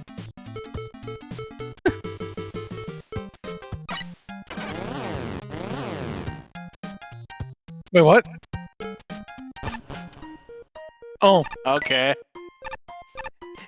Right, it's City War, so of course you go through the fucking blocks.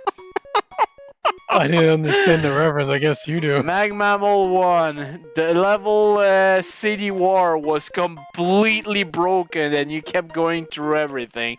Actually, I think that war, City War is doomed. I think the City War is doomed. What does that say? Hey, up Carrot there? Man. Well, that job didn't go so well, but I know my skill as a pachinko game dev are good enough to keep me in a job. I just look at that happy customer coming out of the Toad House. Expression says it all. Something was here. I can't tell what the first word is, unfortunately. Me neither. I just know. Look at the music. Knew we should never switch these to digital. I bet like come again to destroy the boss, right? Megaman? Oh my Well, God, good it's job. it's Jump Up Superstar from from the Odyssey music. And that's the last of them. Sorry for getting the drop on you. Orders from the boss.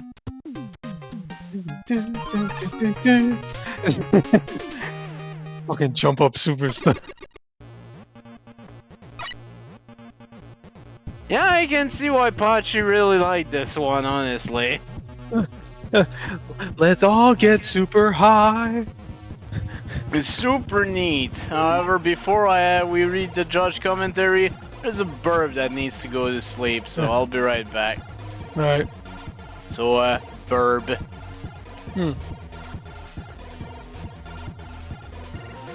Just rave to this music while that's going on.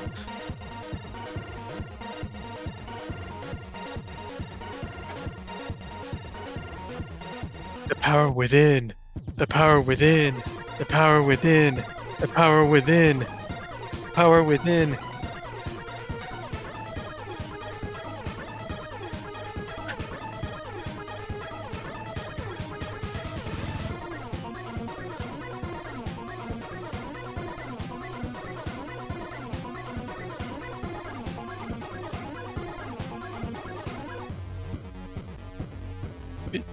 For those watching, please also follow twitch.tv/opieman100.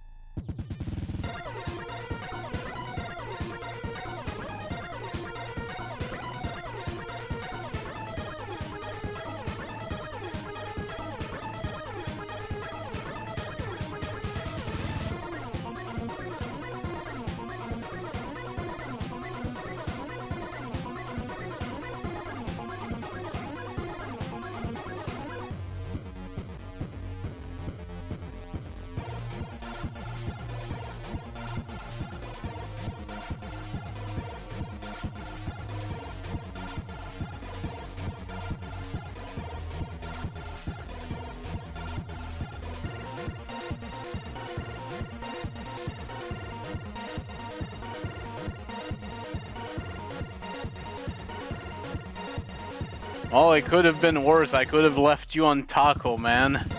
Anyways. Oh no! It's time for the judge commentary for level number 66. Which I'm looking forward to see what the judge actually thought about it, considering how high the scores are actually. When I booted up the level, I was underwhelmed. Sure, the statues were cool, but they looked out of place in Mr. X Stage 1. And the super crowns were annoying. Then I went through a screen transition, a whole new casino stage? What? Honestly, I wish we started with these visuals. It was a very jarring transition, to say the least. The actual level is great. First impressions aside, the gambling-themed gimmicks have a simple concepts, but their execution is clever and they make the most of their screen time. The slot wall in particular is just chef's kiss. It works extremely well with the auto-scroll, off-screen spike walls aside, and the jackpot rewards are a neat concept. The gambler enemies are also strong concepts and are mostly used well, although I really wish the super crowns had more variety to their scenario. The bounce pads and wall blaster felt boring, at least compared to everything else. Otherwise though, the overall experience is a joy to play. The bosses here are no slouch. While the magician's healing can be annoying, they're otherwise an excellent mutation of Suzak and Phoenix. And I like that they have visible health bars. Token Woman, though, is a highlight. Her attacks are fun and frantic to dodge, and she has an excellent balance between her defense and her vulnerability time. My only complaint is the difficulty curve. Her odd job hat is much harder to dodge than her lever attack. For some final comments, I like the ideas behind Token number 2 and Token 4. Though the latter all but forces a replay if you mess up. But the final token's hiding place is too obtuse, and Token 3 can be obnoxious if your timing sucks. Jackpots work better as cute rewards, not as challenges required for 100% completion. I'm also a bit nervous about the Toad House music, considering we're talking about Big N here. Beyond that, though, this is a solid level, and I hope folks appreciate it as much as I do. Considering the judge scores, I think they did. Considering what we made one of our main token collectibles this time around, I probably should have expected more than a few casino levels to show up. Oh, so there's more. As far as this one goes, well, there's a few minor issues. I still found this to be an entertaining stage with a lot going for it. The level structure is pretty decent overall. Gimmicks and enemies are introduced well, and the platforming steadily builds up from there. That's it, I did find most of the stage to be rather easy. None of the section really tripped me up that much, with the exception of a few parts during the second auto-scrolling segment. Mostly due to how close certain hazards were together. By my own admission, I usually get bored pretty quickly with easy levels, but that didn't end up being the case here. I mostly attribute that thanks to the overall theming and how well it was done up. I think this stage is a great example of how even reskins of vanilla assets can go a long way for your level, as well as leaving a better lasting impression. I'd say the only visual element that falls a bit short is the transition between the first few screens and the rest of the stage. That sudden shift between the Mr. X tiles and the custom tiles is pretty odd at first. With those aspects aside, I don't have too many complaints about the rest of the level. From the aesthetic to the side content, there's a lot to love here. One of the main highlights was the Suit Brothers mini-boss. Even though they're built off a vanilla mini-boss, there are enough tweaks in the form of some minor custom attacks, plus visual flair, which sets them apart from the typical Suzak and Phoenix battle. The slots gimmick was another big highlight, though I almost wish there were a bit more to it than just summoning minor enemies if you get anything but a 7. It feels like a gimmick that has a lot of untapped potential for more interesting effects based on what you roll. Lastly, we have the boss. Token Woman is a decently enjoyable fight, though I'm not too much of a fan of how often she goes off screen, which is every other attack. Granted, this is slightly mitigated by the fact that you can destroy the giant ships to speed things up a bit, which I do appreciate. That aside, I still had a fun time with her fight and dodging through her projectiles, which apparently I really sucked at, especially the ones generated from the Ad-Toss attack. Overall, it's a pretty good note to end on for a level that's just fun to breeze through, for both the main path and the side content. Also, as a side note, I'd like to personally nominate Toadman as the best NPC at any of these user-submitted level. I got a kick out of seeing him the first time, so I have to give a lot of kudos for that. I just noticed the judge is smiling, actually. Yep, and Pachi's really looking happy there. Aim for the everlasting grand prize! There have been a few casino-themed entries in this contest, and I have to say, this one has to be my favorite of that bunch. It has nice pacing, doesn't depart too far from the normal Mega Man gameplay, but still manages to keep the experience refreshing, with energetic music to boot, and fun little Easter eggs and secrets. The tile set is quite well done too, and I also like the custom enemy sprites. The aesthetics are absolutely stellar in this. I really enjoyed the changes made to the Phoenix mini-boss, with more varied attacks, and the little quality of life feature where the remaining one immediately dives down to let you shoot it.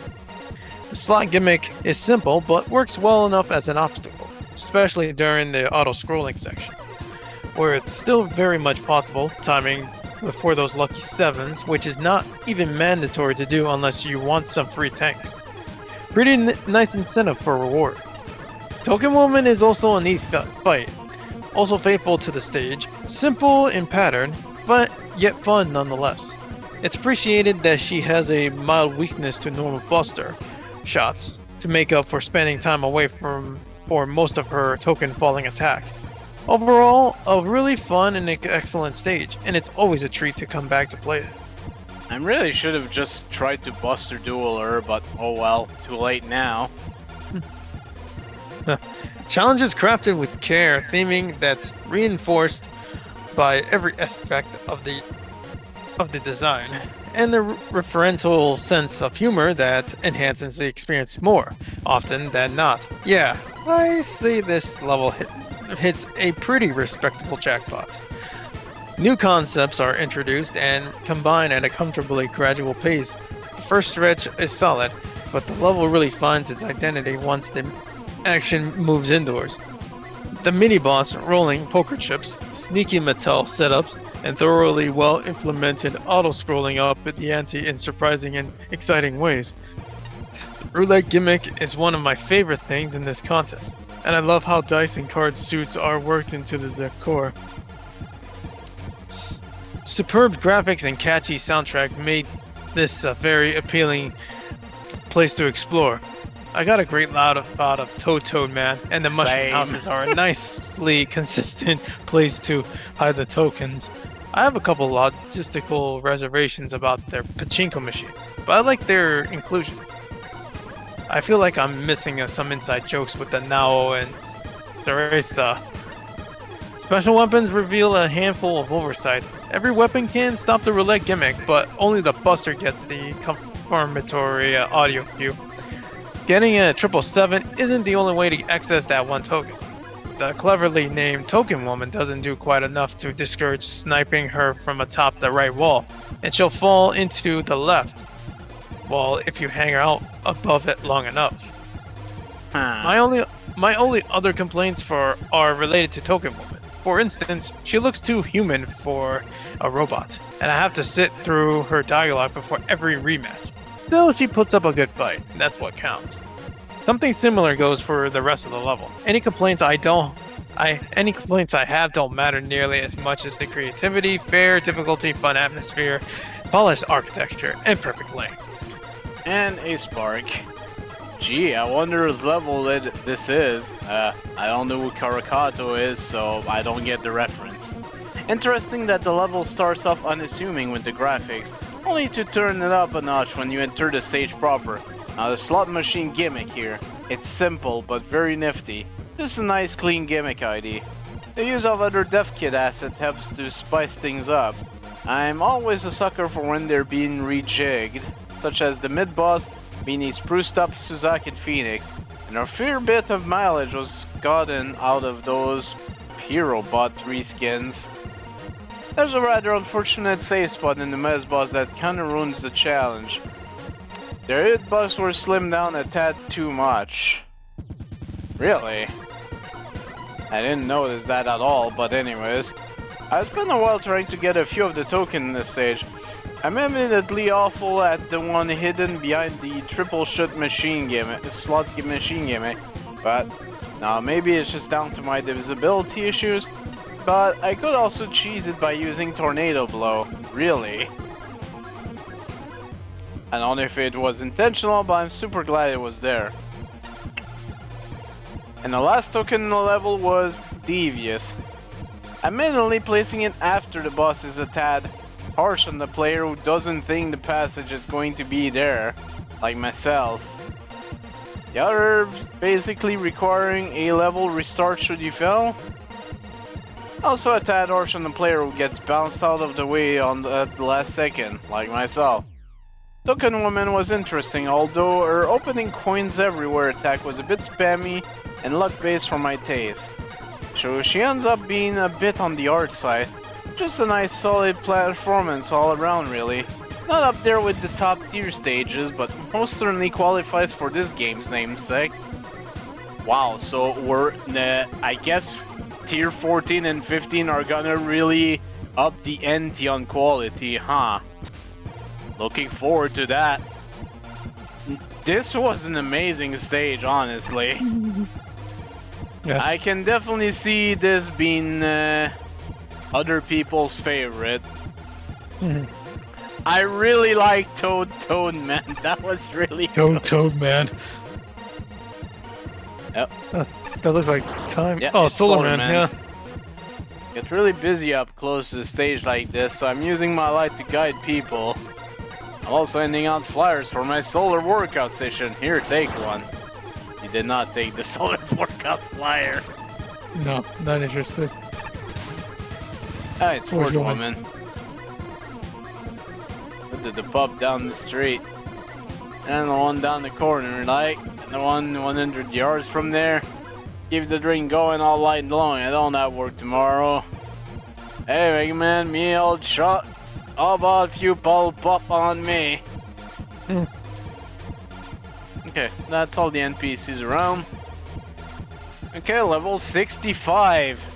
Mine Exploration by Diegozo01 with a score of 61.6. One element, 2 tokens, alright. Which Robot Master song is this again? I know that I think these are either Drillman or Hardman assets, but it's probably Drillman. You could be right. Hello, Challenger from the future, Matt. Yep, And Drillman. then Uranus platform.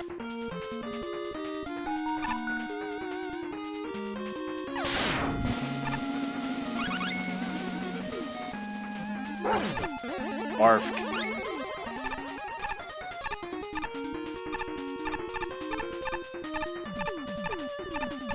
As long as I keep jumping, there's no problem here.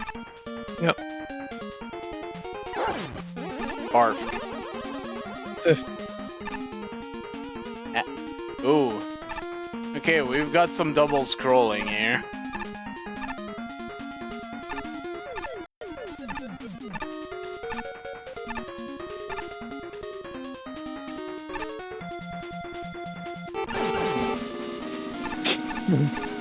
The truck has been called.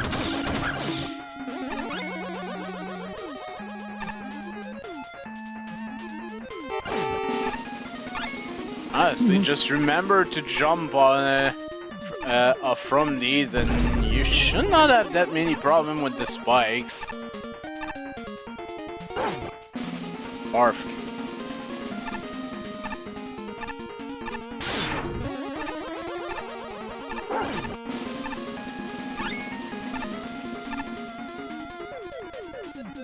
Oh. Okay. Gotta be causing.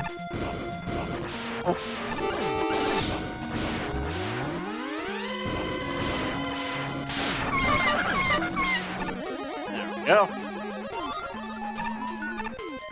Oh, Question mark. Oh, let's go see the question mark. Ah. Oh, there goes the perfect run. A dream.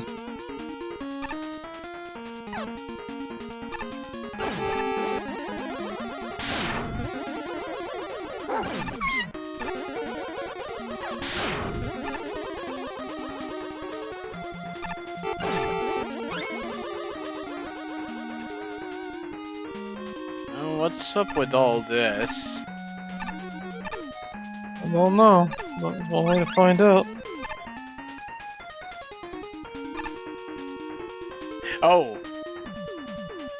Okay, these are the falling platforms from Megaman 5 for Game Boy.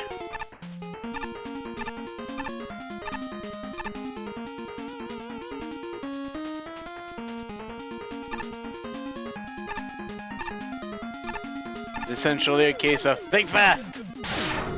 Yep. Take that.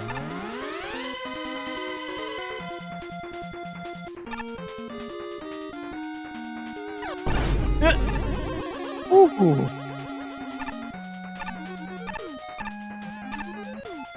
No! Yeah. Oh, shit.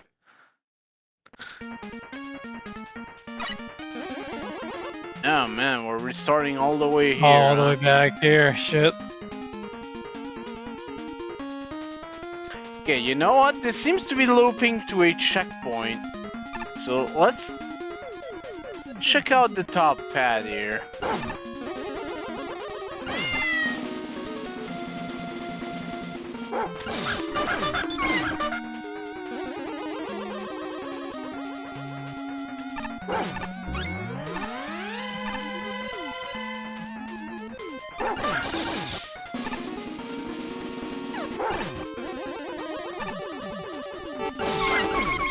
Nope, you're not getting that block.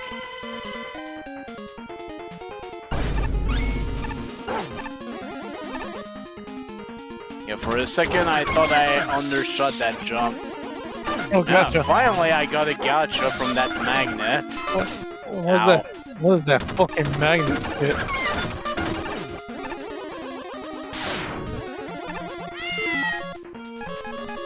Oh, I'm starting to have a lot of these items now. Easier to find gotcha. I just noticed no rush yet. Yeah.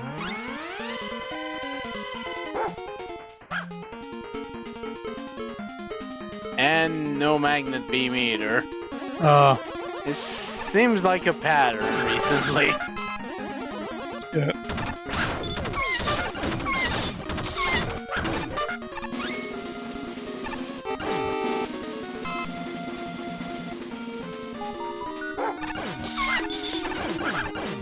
Or a neat tank.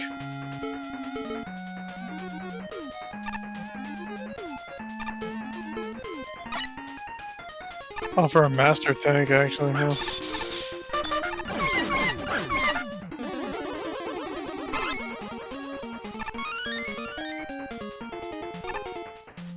Okay. Honestly, this probably could have been the Trickster token instead, but yeah, it's fine. Okay. No way to go back this way.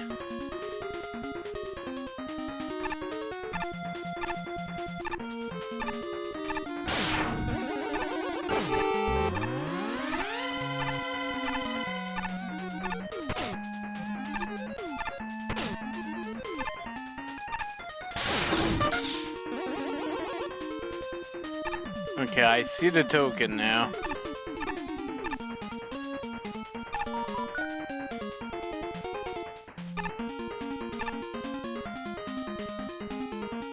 Doesn't mean like it's gonna be easy. Oi oi oi. Okay. Okay, let's get rid of the bats first.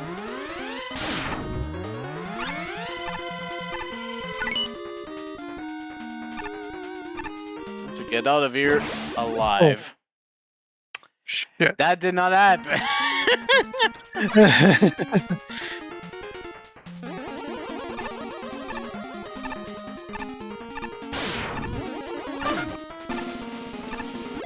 Oh, fuck. I clearly heard the sound of landing on that, but okay. You only just got a toe on it. Not good enough.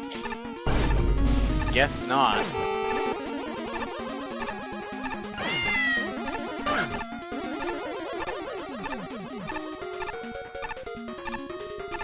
Stop throwing those hammers.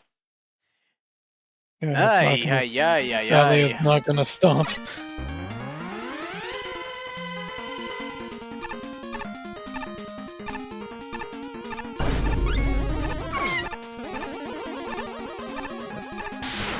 Dang it.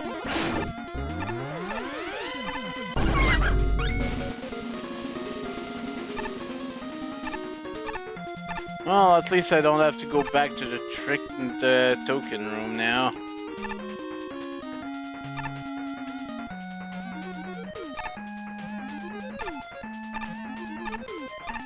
No! God damn.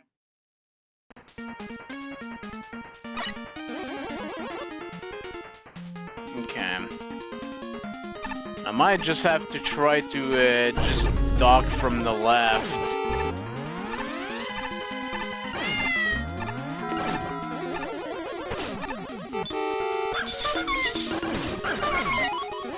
Hey, gotcha.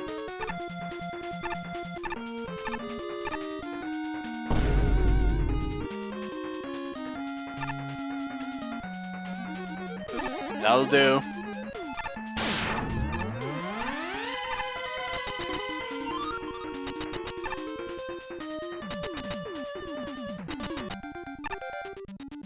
Hi, Stone Man.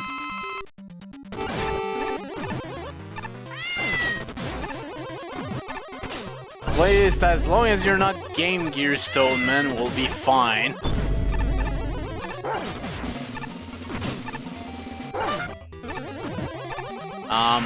I sense a problem.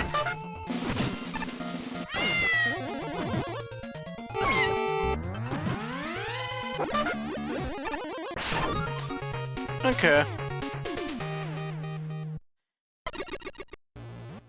Just a fairly generic standard stage. Duplicate. And entirely out of reed squidding. Do not machine wash, hand wash, soak, dampen, or expose to any liquid. From Splatoon. Honestly, I thought this was a fairly average level. Let's see what the judge thought. Apparently, Shinryu was not a fan. And Opai's not here. Okay. Judge Sorry, oh. I stepped away. In general, this is a fine level. The enemy set is appropriate for a cave, but it's still interesting though through the use of unusual options. Fatul is genuinely a pleasant sight. I found the batons and the recurring pick-and men were more effective than usual. On the gimmick side, Uranus platforms, Drillman Brox, and Pluto girders work very well together. The introductory segments are highly effective, and I can feel the difficulty curve for each segment. Particular props for the platforming segment before gun drill, and just the last couple of rooms before the boss. Although said boss can get stuck if he lands in the wrong spot, jumping in place uselessly. So that was a letdown. If there's anything I'd have to say is a weakness, it's that a lot of enemies feel underutilized. I only ever remember seeing Gabo once. And I found both Soshi Breaker and Kari Kari did very little for the level as a whole. That's not to say that what they did was bad, but they didn't do enough to stand out. In fact, that describes basically the entire upper path because yes, this level has a split path. If you didn't notice, I don't blame you. The bottom path entrance telegraphs the bottomless pit, which is a crying shame because that Diorn path's got more interesting graphics than, and the split path as a whole is probably one of the most smoothly implemented in the contest.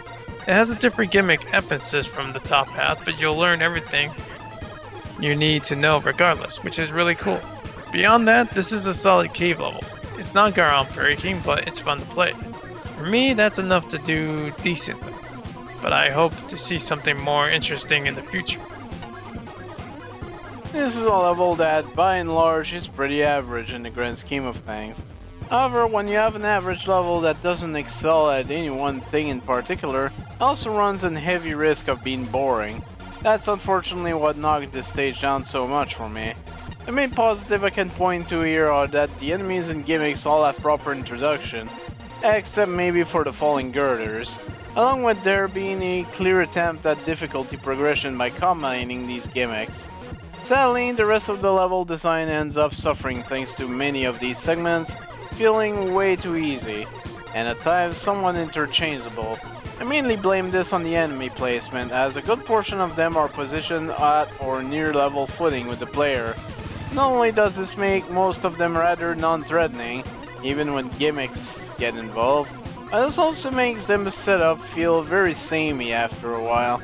The only enemy I could recall giving me any sort of trouble was the one picket man positioned under a section of rotating platforms. I think I know which one that is, but anyways. That particular segment, along with the girder sections found in the underground path, are easily the most standout moments of the stage. They definitely could prove that the level could have been much more engaging. If the rest of it was up to par with said segments, I feel like I would have enjoyed it a lot more. Bachi, this mine is mine! Pretty short but sweet. I like the combination of the sinking platform and rock dispensers used here. These elements can be misused easily, but that's not the case here. Challenges here feel fair. Falling platforms over pit sections is appreciated to not have airborne enemies pursuing you for once. It's managed to be tense enough without the enemies. Still thanks to that, to the rock dispensers. The only real problem is of the stage length. The challenges could have been expanded more if more time had been put into the level creation process. While the tiling of the stage looks fine for the most part, some of the patterns, foreground and background wise, could use a few breaking up here and there. Stoneman can get stuck on the bottom of the arena if you are on the left side. He can't jump out. Oops. Yeah, well, I took advantage of that. Flashman. You won't find any breathtaking surprises here, but simplicity works to this level's advantage. The layout is intuitive, the graphics are clean, and there's never any question about what the challenges want from the player. An alternate path provides a place for excess creativity to run amok without inflating the overall level length. The boss fight isn't some gonzo extravaganza, but rather a familiar fight with a meaningful twist. When we ask for a good Megaman level, these are the kinds of things I like to see. Also like to see 3 things that aren't quite present here. First, clearly labeled pit.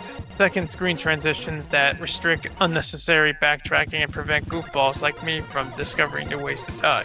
Third, architecture that gives more of a buffer along the screen edges, avoiding situations where the health bar is obscuring a screen exit, or where the player can slide into a new screen and promptly explode on spikes. These mild shortcomings are overshadowed by good checkpoint placement, a well-timed visit from Eddie, and purposeful challenge design that is always cognizant of what came before and what lies ahead. I am especially impressed that the learning curve remains intact regardless of which path you take, something designers often overlook. I will say that the bottom path is stronger than the top path. It's more eye-catching, with a tighter focus and more refined difficulty progression. I would have liked more enemy gimmick interaction with the latter girders, though. I don't think it would have hurt to leave Rudge Jet and Magnum Beam enabled, especially when there's not a lot of single weapon refill amidst the numerous item caches. I raise an eyebrow at one spot where boulders spawn on top of the tube.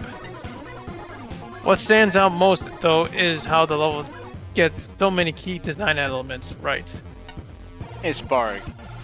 A fairly basic run-of-the-mill mine theme stage. While it doesn't exactly mark a brand new experience, you played one Rock Team Megaman level, you played this one. It also doesn't do much in the way that it's objectionable. I object, it's objectionable. Anyways, there's some real positive. I honestly appreciate that you can easily backtrack into the first token room. It simply rewards a player who's paying attention, and given the layout of the area preceding the second one, it's also hard to miss. There's a nice steady increase in difficulty, and by the end of the level, assets start getting combined in reasonably new ways. Nothing too noteworthy, but what's there is fun, and it just feels like a middle-of-the-road Mega Man level. Some additional attention to detail was needed in the tiling, missing pit designation, and drop shadows for ceiling. But that's really it. It looked okay otherwise. Level design is not convoluted enough for transitions and pits to be hard to tell apart. I appreciate mixing up the tiles for the background, it helps. Unfortunately, enemies seems like an afterthought. They're mostly just there to briefly inconvenience the player and never prove the challenge. Even Stoneman in his new room feels undercooked. It doesn't benefit him, and it makes an already easy fight even easier. Lastly, well, at least again, it wasn't Game Gear, Stoneman. Lord. Lastly, the rather hard to find alternative path didn't really add anything to the level. It's all straightforward, easy, and dull. Playing never really needs to stop. I think just not including this path and getting more interesting enemy setups would have been the best way to help a level like this. Oh no, it's fine, and rather average. Unfortunately, and this is not helped by the name, this is not going to be a stage people remember. Yeah, I personally thought this stage was average at best, but honestly, it's alright. It doesn't do anything too bad. It uses his gimmick well, and what more can we ask for? Well, a really good level, but we're not there yet. Hi, Gemini Man. I love dancing.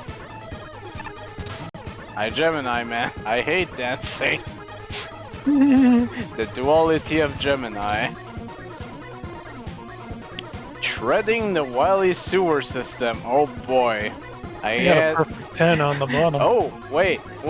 Please tell me Pumpman is the boss for this level. level. No. Please I put Pumpman as the boss of this level. I mean, it has a perfect 10 on I the see bottom row. it's a perfect 10 in functionality, so the level's perfectly functionable, apparently. Score of 61.80 by Michael Wave. One element. Alright.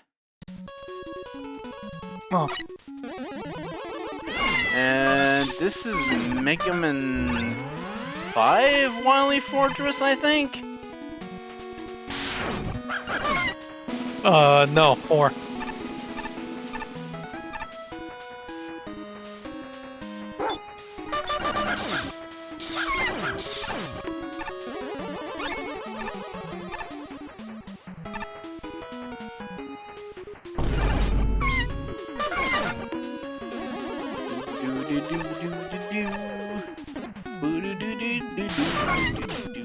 Ah, damn it. There goes my perfect run. What are you doing?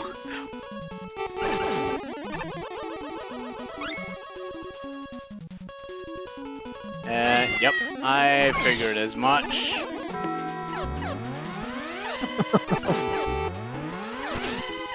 Yeah.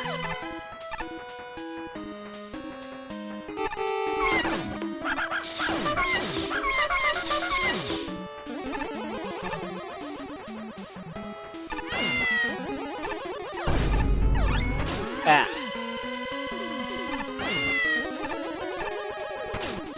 Oh. Oh, well, it's just an E-tank. So far, the checkpoints are pretty generous. I'm okay with this.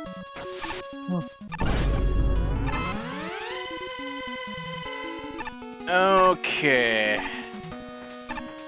Never liked these one-tile conveyor belts, but I know they're a part of Wily's stage level, so whatever. Okay.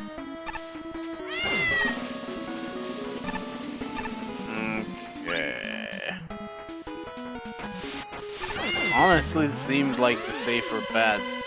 Is this just an M thing down there? Yep. No thanks. I'm good. I've already got 3 of them. Oh shit. Okay. That is a dangerous thing there. Oh yeah. Thankfully, this is also a checkpoint. Again, very generous with the checkpointing, and I'm okay with this.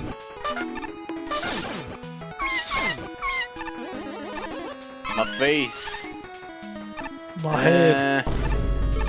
That's up there, yeah. Oh, so much for Buster only, but I... Meme. Me. Rome, if you're reading this, I have something very important to tell you. Well, he started his Megaman 3 playthrough, so sometime in like 5 months he's gonna see this. Hi, Durgan.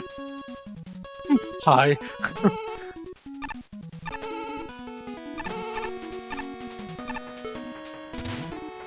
Pyro said I would get a score penalty if I ate a meme tank. I don't care, I'm eating one anyway.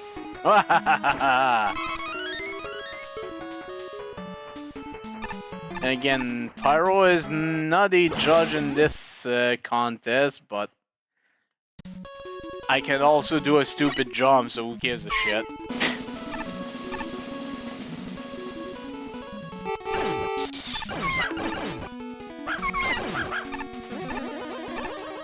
Let's keep going.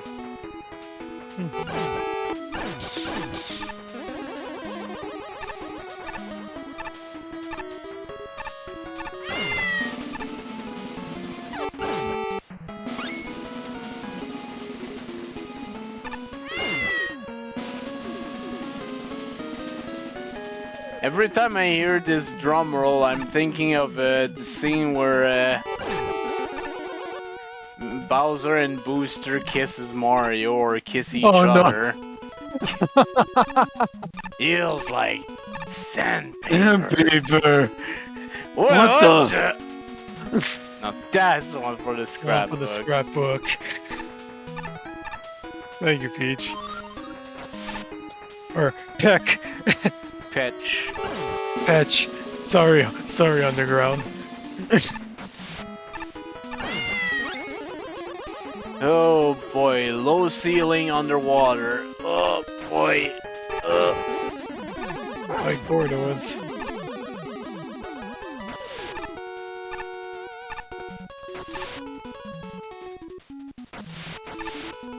Going a little far with the use of these, but whatever. I can somehow work with it. It's totally fine. As long as I keep telling myself that, it's gonna be fine. See, it's totally fine. We're all good. I can probably do it without utilities. There you go. There we go.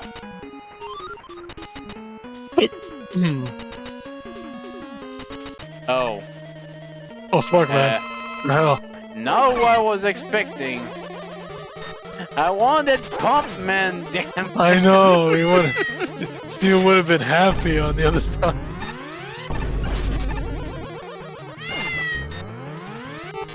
Steel probably watching this. I don't know if he is. He was earlier, but I don't know if he still is. Probably has it as a side stream while he's with Constantine.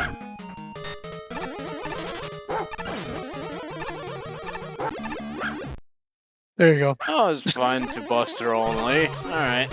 There you go. Unfortunately, this is not a Buster only run because I used Baghdad Beam for that secret. Oh well.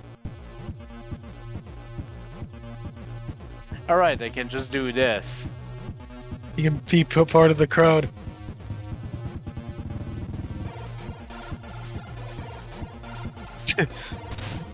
Alright, well, let's see what the judge had to say about this. Again, Shinryu is the lowest scoring here.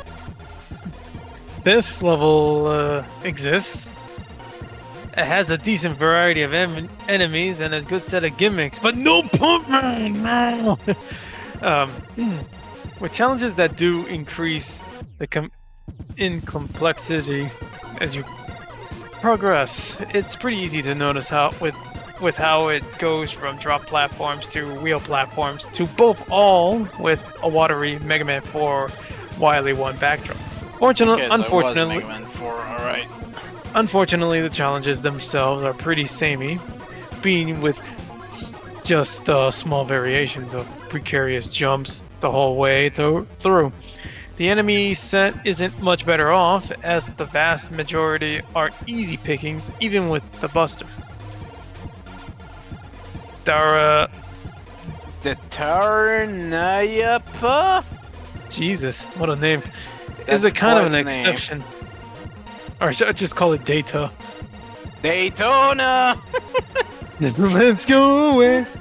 Daytona. Alright, It's kind of the anyways. exception.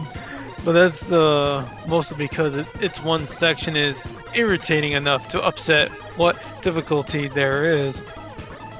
And I will give some props to Be Bitter underwater. Since if it's your charge shot aim isn't on point, it can be an actual threat. For Be Bitter, that's amazing. There's 3 other things to talk about here. First, the level would genuinely been benefited with some tokens. There's been times where I've seen challenging optional paths, but they just lead to tanks that I can buy from the shops, so there's no incentive for me to go after them. There is also true of the one-up joke. I can't say I particularly care about it, but again, it would have landed better if there was more serious incentive to go down there.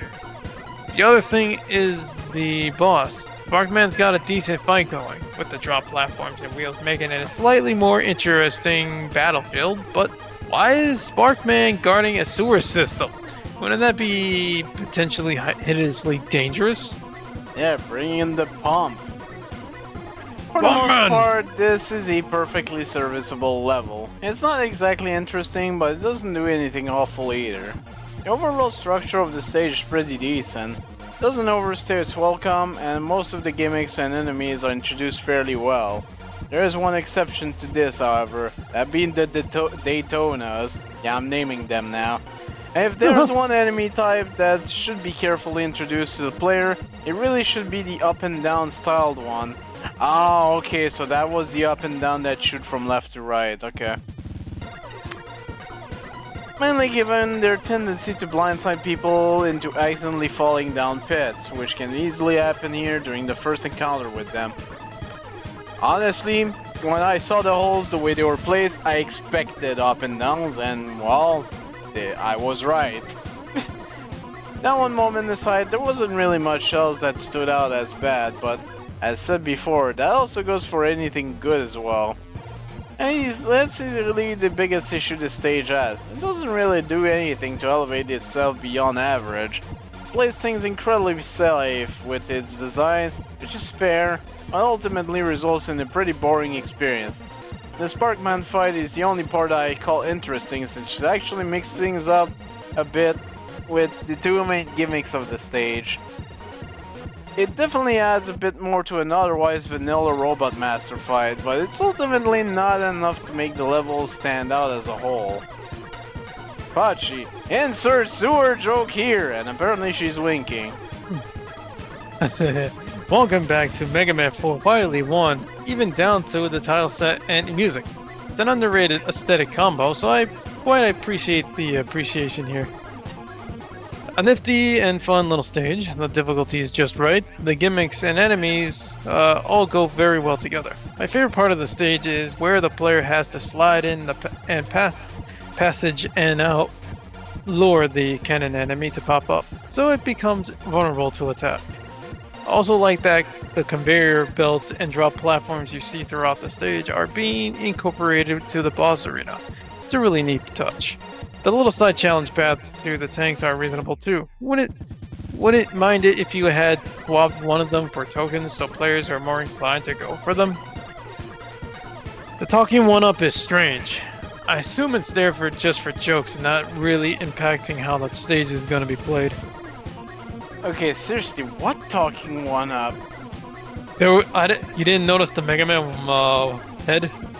No, I was too distracted by the stage, Yeah, so I probably just missed it. There was a part then. where you were going to the top part, but I see like in a small corridor there was a Megaman there. I was like, I instantly thought it was a fake. It's a fake Mattel, but I guess. But once you watch Revisit, you'll see it. You will now have bad luck for the rest of this review because he said pet. I'm kidding. Hopefully, this may not be the flashiest or most groundbreaking level, but it demonstrates a firm grasp of good game design principles. The learning curve is just right. Gentle, gradual introductions thoughtfully snowball into something tricky. Challenges are always reasonable. Fair, notwithstanding the first pit popper, which would be a safer surprise if it moves one tile to the left. Power-ups are doled out at a good pace, and level length is perfect. Varied architecture keeps the player from avoiding too much of the challenge by using special weapons. Small challenge arcs give the level a sense of structure. Jackpots are smartly placed after each arc. Though their unusually high frequency somewhat diminishes the difficulty. It works really well to combine the main gimmicks with the boss you least expect to find in a sewer. More of that ironic humor beyond the extra life and secret room would have punched things up nicely. Indeed, the level could have used more character. The aesthetics are terrific, but they're copy and pasted from Mega Man 4 without alteration. And the sewer vibes stem solely from the tile set. Gimmicks are used well, but the one platform at a time approach starts to feel samey by the end. Unusual platform configurations, ergo a column of drop platforms, a staircase of conveyors, and more enemy involvement toward the end. Can't believe I'm saying this, but why only one Hammer Joe? Would have gone a long way. Still, this feels like a Capcom level, polished and deliberate.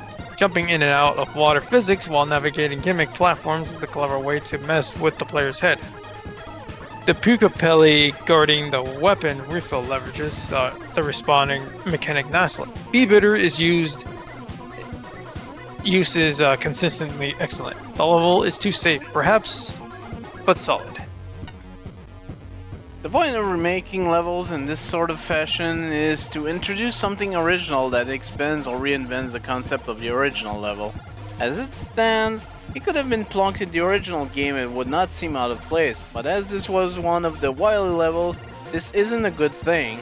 That being said, the stage is completely inoffensive, and while there isn't much challenge, every so often there is fun to be had, particularly with the final water room. However, the two chosen gimmicks are mechanically similar, so there is not much variety throughout the stage. The only other major negative is the Daytona room, Megaman 9 pit enemy, which gives very little room to maneuver and spawn far too quickly to be comfortable.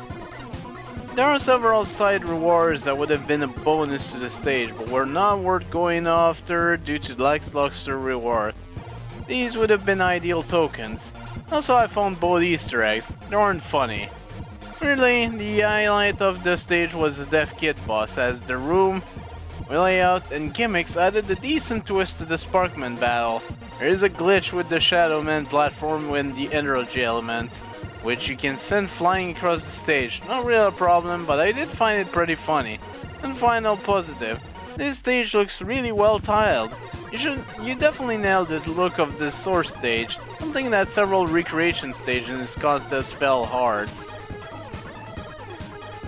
No Pump Man, 0 out of 100. No, I'm just joking. No, this was alright. Yeah. This was an alright stage, but now I'm just curious. Where was that one up? I gotta find out. I think it's got a... like close to the end. Oh, jeez, was it? Yeah, but... yeah, let's just, you know...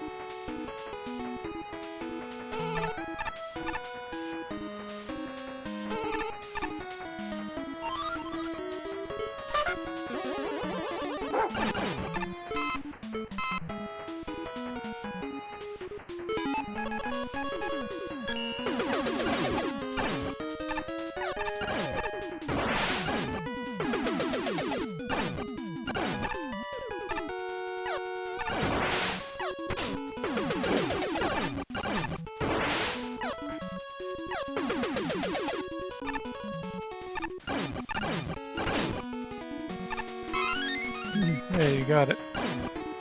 Actually got that one this time.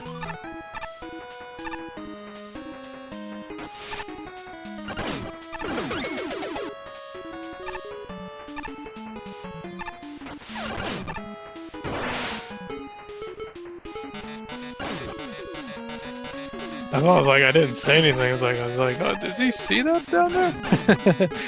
But I know that you're busy platforming and all that. And did I see Raj Jet being disabled? No. Okay. No weapons are disabled here. So yeah, I believe it's this room. It's the long corridor.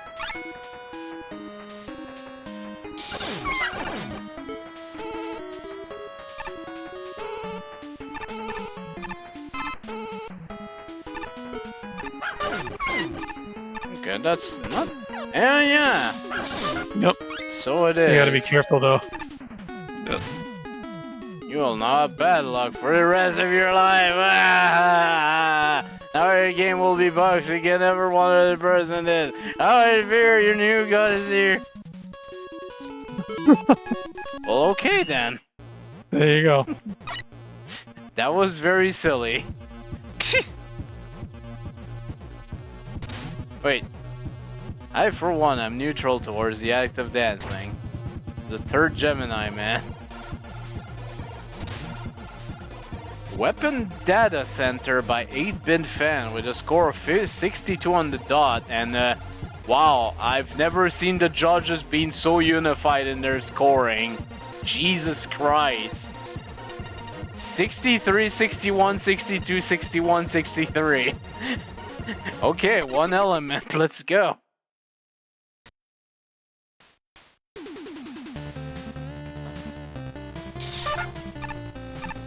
Okay, I like the music. What's going on here?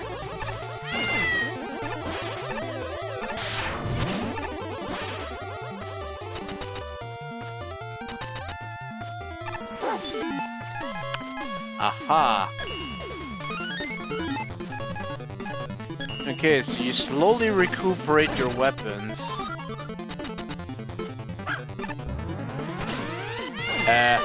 Hello there, mini punk.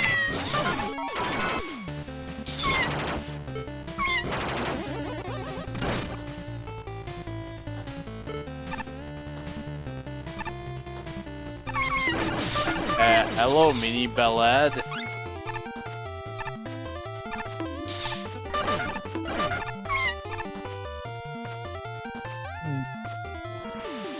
This sounds like a bit of one of the Wily stages from 9, I think.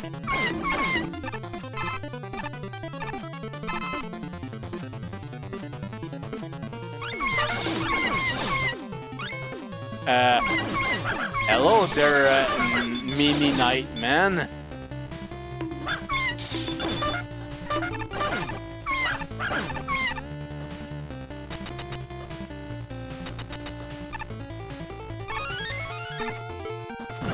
Tornado blow.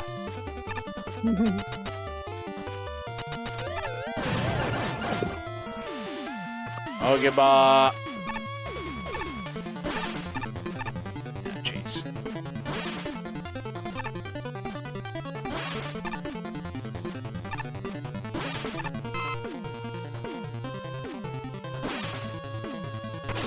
Oh, wait.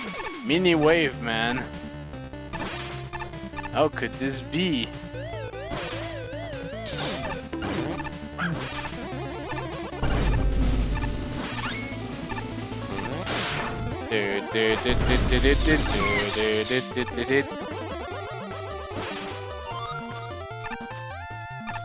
That's pretty much what's going on my end. I'm just editing freaking RPG here. Mini Commando, man. Oh boy.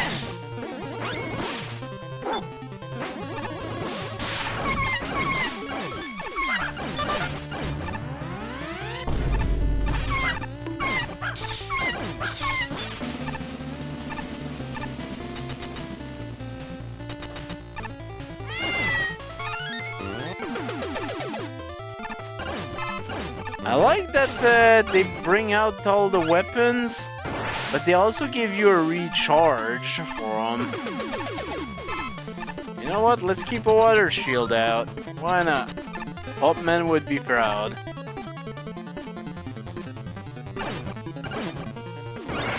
Now we have a mini skull, man. That's not how your barrier works, I think. Don't remember you being able to shoot the skull barrier. Okay, mini anchor.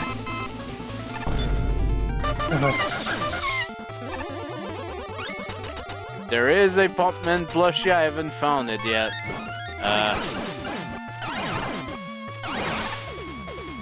Oh really, they're also affected by this. I guess it sort of makes sense.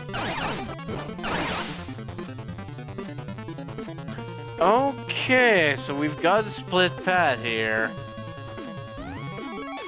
I think. Let's go down. And I pretty much have to commit to this now.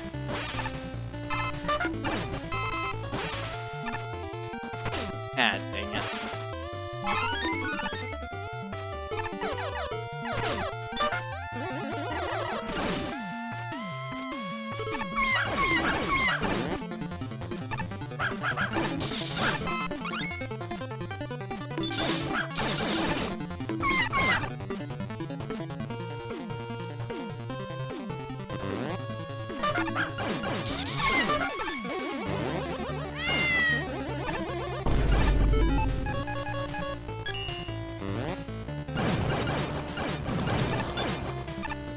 Okay, ba.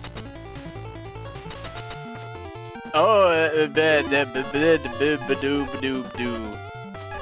badoo.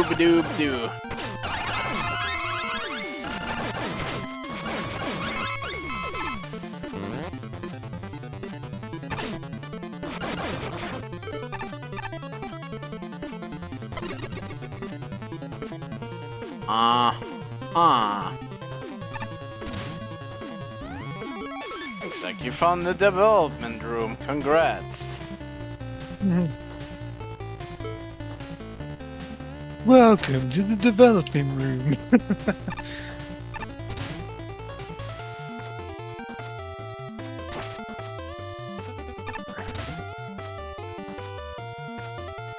Where am I, my Fabian?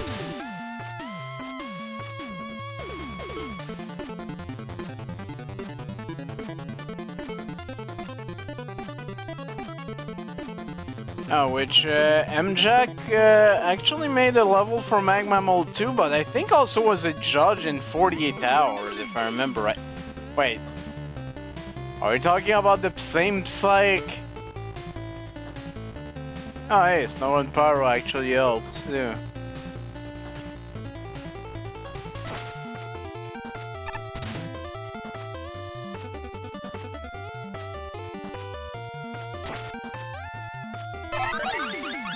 Oh, and that was a Yashishi, apparently.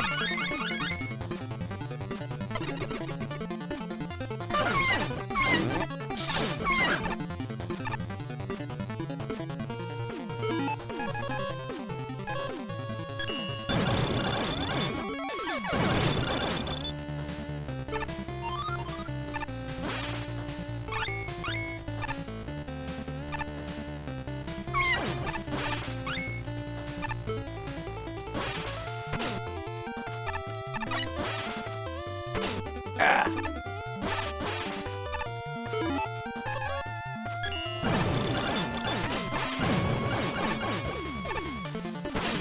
Yeah.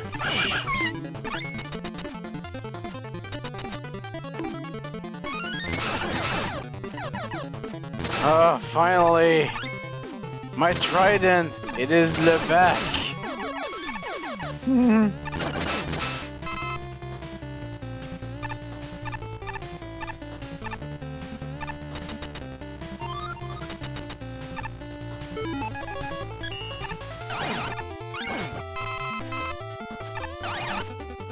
Dang it.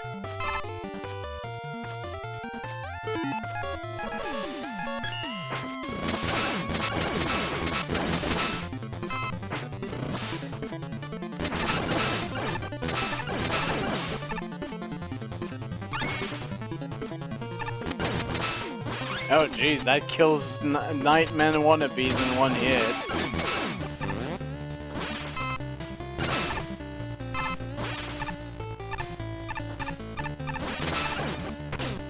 And Skullman.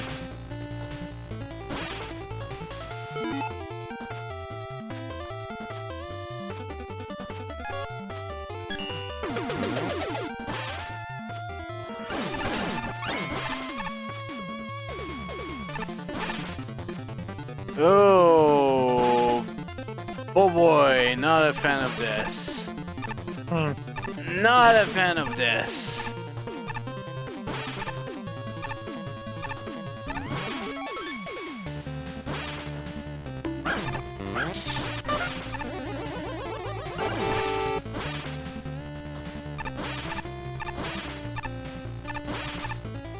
Okay.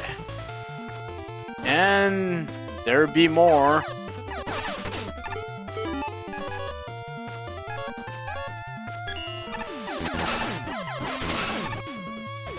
This is the I hope you got laser trident room.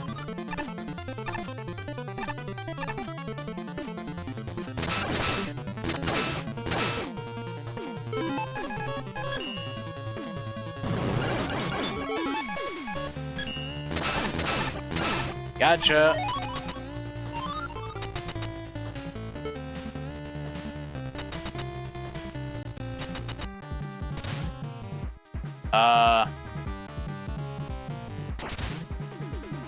Informed that Wily was, so, shall we begin?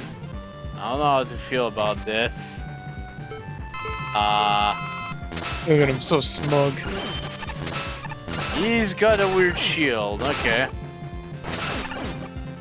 Oh my.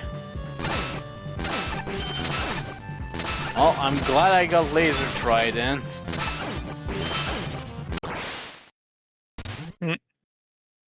Pant. I'm not done yet.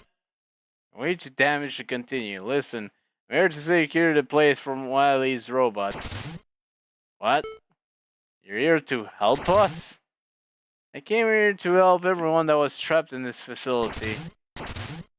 It's always a bit hasty on my assumption, but even then I really enjoyed fighting you. Sorry if this is not the appropriate time for this, but what's your name?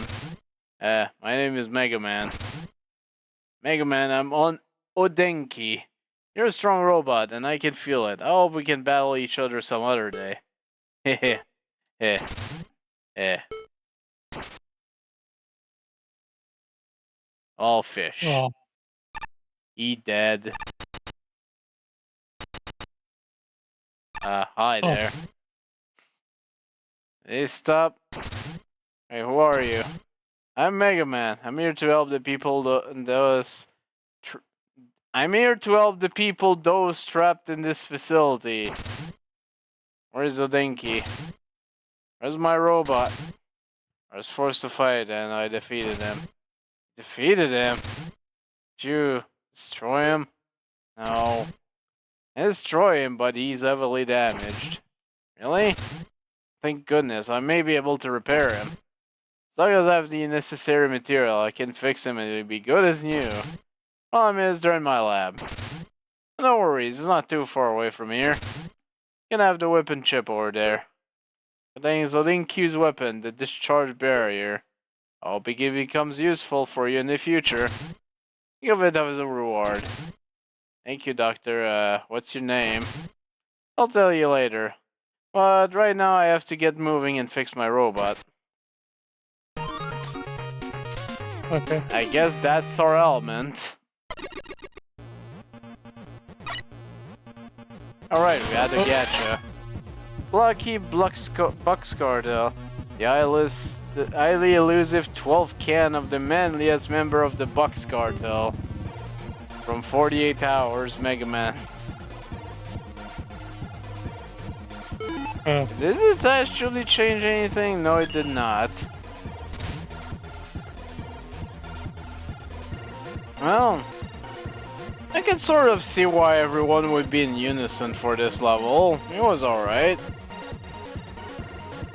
As far as weapon-themed levels go, this is decent. I like the idea of building your arsenal as you advance, and the split paths influencing your final arsenal is a decent idea, though I wish it was an informed choice. Unfortunately, fitting 6 weapon tutorials into a normal-sized level mean it spends a lot of time on teaching, less time on using. In fact, most of the level is just enemy challenges that the Buster could punch through without much issue. Laser Trident section is the core exception, with a section that uses interesting enemy combinations while simultaneously encouraging weapon use. More of the level needed to be like Laser Trident. That's not to say there isn't a level here. The enemy set is cool looking like a cosplay convention of Robot Masters. Some of them are quite useful, namely Punk and Waveman. Others can be a bit dull. Nightman is painfully easy to pick off at a range, and Anchor is an only threat if you get severely trigger happy. However, the biggest weakness is how often some of the enemies are used.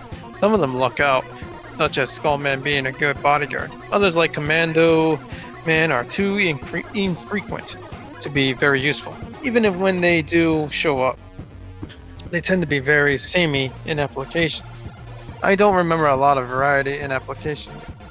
As for the gimmicks, it's mainly conveyor belts and spark generators. Conveyor belts are standard fare, but the generators are a nice twist that ties into the boss fight. Unfortunately, how well they are handled varies widely on the split paths. The normal paths denoted by pink yanbanes don't really expand on the assets, making it a little boring. But the extra paths denoted by orange yanbanes put in the necessary work to create cool challenges using the gimmicks. Beyond that, the spark generators tend to blend into the tiles, making it harder to see where you need to start dodging through, thankfully not impossible. Still, the level is pretty entertaining with the right paths, and I appreciate that it's not just forced weapon usage outright. It also ends with an okay boss. Though Hodenki has some issues. I like his variety of attacks he ends up in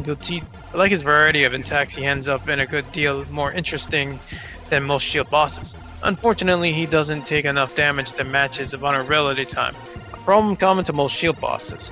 I also have no idea how to constantly dodge his running attack, though the rest of it is easy enough to figure out. As a whole, this is decent. It's not groundbreaking, and it focuses a bit too much on tutorials, but it's still a fun time. Jinryu, first, let me just say thank you for not putting any token in this stage. Even the way it's set up, with all the split paths, including tokens would have been really detrimental in the long run. The idea of having your weapon set being limited and influenced by which path you take seems like a way better idea. That said, this stage isn't without its faults. While I like the general idea of the level, something about the execution didn't really get me excited for any of my repeated playthroughs to check the other paths. I think this mainly has to do with the overall room and enemy layout. They're not necessarily bad, as the enemy placement often complements the conveyor belts and spark placements in a way that doesn't make things too chaotic. Rather, it's the lack of difficulty curve that often makes them feel almost indistinguishable from each other. Besides maybe the vertical segment full of conveyor belts after getting the laser trident. I couldn't really recall anyone's different section of the stage off the top of my head. Like I said, it's not really bad, just a bit on the bland side. The lesser robot master type enemies do breathe a bit of life into the stage, at least for a little while. Although they're certainly fun to look at and fight against, I found their novelty wore off pretty quickly, and repeated playthrough. The split pad also suffered a bit during this as well, mostly with the decision for which weapons to get. Once you realize that laser trident is the most effective weapon to use on the bond and a good chunk of the enemies, there's little incentive to avoid the path it's on, unless maybe you want to challenge yourself not to use it. On that note, Odin Key is easily the best part of this stage. In terms of his shield focus boss, his fight is really well put together. His attacks are all good telegraphs, and each of his moves are threatening without being too difficult to avoid. With the slight exception of him walking around with his barrier up, I found trying to dodge him with the weird room terrain can be a bit finicky, though still doable. It also really helps that Odinki himself is pretty memorable, largely thanks to his opening dialogue and the variation you can get if you lose to him. Oh. It would have been interesting to lose in that case, oh well. Overall, while the stage itself is a bit of a mixed bag, especially on repeat playthrough, I still really like the idea behind it, and the end boss manages to salvage it by a good amount. Plus, I really got a kick out of those extra intros, so kudos on having one of the few stages in this game to do some comedy relief well. Alright, so now that the review portion of this is over, I have one final little side note to address regarding the end of this level. Keep in mind that what I'm going to bring up here didn't really affect this level's score. Rather, I'm using it as an opportunity for a bit of PSA. Specifically for those who want to drop hint at potential extra content that would be a dead from your level into the main game. Simply put, don't do it. The kind of decision is up to the dev team to make, not you. Just because you have a well-designed robot master fight doesn't automatically mean it'll get represented with an alter weapon or a skin. In fact, trying to push this via hints, dialogue, side quests, or whatever else is more likely to make your request go ignored. Just focus on making a good, fun, unique level and let the dev deal end all the extra stuff. Pachi, who is very confused, protect the data! Protect it. There's a lot of cool ideas with this stage, but the execution is just not quite on point. The main enemies, for example, basically they are various boss attacks, each being implemented into a stage enemy of its own. That is really a cool idea. But the bosses that were chosen, a lot of their roles are overlapping, like Nightman, Anchor, and Skullman, all filing their shield role. It heavily limits the design choices when it comes to creating challenges, and the stage shows just like that. Oftentimes, when you fight them together, there is a boss replica accompanied by one of the shield bosses mentioned. It gets stale and repetitive. Another point to mention, throughout the stage you will encounter the Nightman enemy a lot, as he always seems to be guarding a room exit. Meanwhile, there are Joe enemies in the stage too, for extra shielded padding glory. It quickly becomes tedious walking through with all the stalling that occurs. The electric wall gimmick, I really don't like how the spawner is merged into the tile set. While it looks neat and aesthetic wise, the readability is hindered in the process, and it can become difficult for the player to notice the danger coming their way. The weapons you come across in the stage doesn't really convey their functions beyond the screen or two they were placed in. Most of the time I switch back to the Boster. They just aren't relevant enough, and the stage wouldn't have played much differently if the player were to be given them at the get-go. The boss is just he's dabbing now? Still, the intros are fine, but this seems really unnecessary, especially when After you defeat him, he gives you this dramatic exchange that is supposed to be taken seriously. After that, you meet his creator, who is a Megaman edit, where the dialogues also started rather seriously, but thankfully toned down afterwards. The whole exchange just felt really awkward. The music sounds cool at first, with snippets of Anchor's stage from Mega Man 10 remixed here and there. However, it does get a little repetitive as it goes on for this rather long stage with multiple winding paths. Alright. Yeah. Lots and lots of stuff. Let's jump right in. The aesthetics and architecture feel professional. Challenges are never unfair or overly difficult. Conveyors and sparks are a decent combo. Checkpoints and power-ups are generous. And there are some issues, like slight soft block potential, minor programming and layout complaints, some rehashed to be used, but they're not what bugged me most. I'm sorry, this is going to be a rant. So you're gradually building an arsenal of special weapons. Awesome. But the level isn't designed around the inherent limitation or unique properties of your arsenal.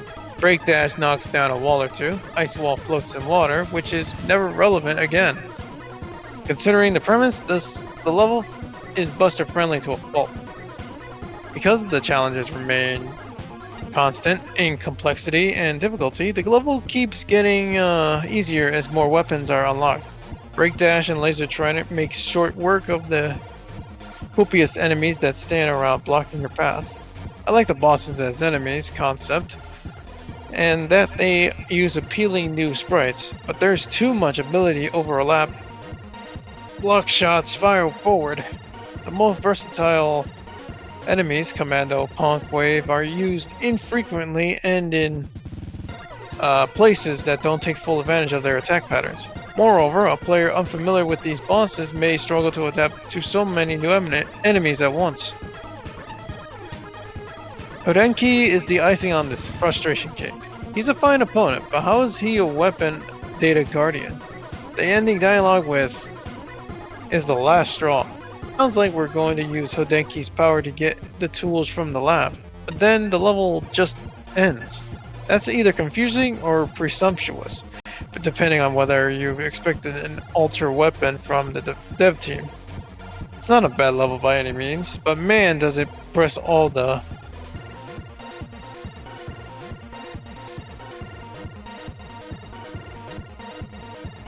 rum buns for me. Yeah, sorry.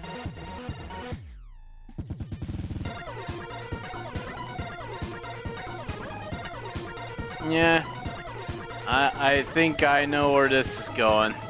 Another long one, but that's for the Red Rod case. Oh, okay, I get the picture that the stage's promise of an unlockable weapon was due to the massive misunderstanding on how the unlocks were handled in the past Mammals. It happens, but at the end of the day, it isn't going to be unlockable.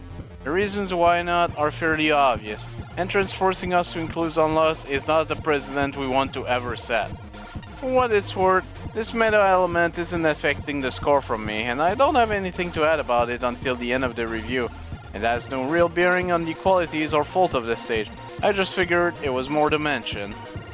With that out of the way, God, this is clearly a ton of effort. And you know, it's a cute concept. The minion version of Robot Masters is adorable, and the level has some actual life in the animation. Aesthetically, it's grand, and upgrading your arsenal over time here manages to avoid the bad attempt at a Metroidvania in a level design contest that seems to be a recurring nemesis of Magmammal judges for being both linear but also offering paths to increase replay value. And again, this must be praised for restraint, not forcing that with multiple endpoints. This feels like a deliberate method of avoiding the increasingly overused trope of level where you collect and get locked into weapons. Somehow, in execution, it all feels rather routine and by the numbers. Very few of the master minions feel like they're placed in any sort of challenging or interesting way. Hell, some, like the Knight minion and Anchor minion, almost utterly useless as an enemy, feeling more like time wasters than actual threat. Often feel like one-trick ponies, such as the Gemini minions. There was a Gemini minion? Okay. Collecting weapons throughout the stage feels equally wordless. For once, I feel some more forced weapon usage could make upgrading feel worthwhile. There's so few instances where the weapons have an impact, combined with some of the dullest enemies in the dev kit and the entire place looking very samey and frankly boring. I haven't normally mentioned dev kit mid boss unless they're egregious, and frankly, Suzak and Phoenix are. It really felt like a pointless addition thrown in just for the sake of it. Unfortunately, no real path offers anything particularly new over the others. Sure, one route has the world's smallest water segment, and the climb of conveyors start to rise to the challenge before ending on a whimper. Really, and thus kind of defeats the point of multiple routes. In the end, the stage, for all its good quality, ends up rather dull and predictable, and that's a real shame. I wanted to like it, but aesthetically, an occasional charm can only carry you so far. Let's end on Odinki. Overall, I like him. Big praise for the simple addition that his weakness is the only required weapon in the level. He is a hard fight, but a player isn't left in the cold, forced to E-tank if they just can't deal with him. Good. He has an interesting suite of attacks that do not offer obvious dodges, but require you to learn him and his tells. I would have liked the personality he offers more, especially the overconfidence offered by the bring down animation. But I think in your rush to show off all his quirk, left me rather irritated that the cutscene keeps repeating and repeating. This does not endear me to keep trying to perfect the fight, which has its own problems. His walking attack offers a huge hitbox and quickly corners the players. Minus weapons, I found no way to dodge this, and that's on a sour note as he's a fun boss otherwise. And the attacks, as I said, they're interesting. The multi-use of the charge barrier seems like they make an ideal contest weapon. In spite of the crap walking attack, I did like Ogenki, and I like his attack. And without that blunder I mentioned at the beginning, there's a chance that Odinki's weapon would be a shoo-in. So yeah, kinda shot yourself in the foot there. Yeah, you're meant to make a level, but you're trying to implement stuff that is not guaranteed. Unfortunate.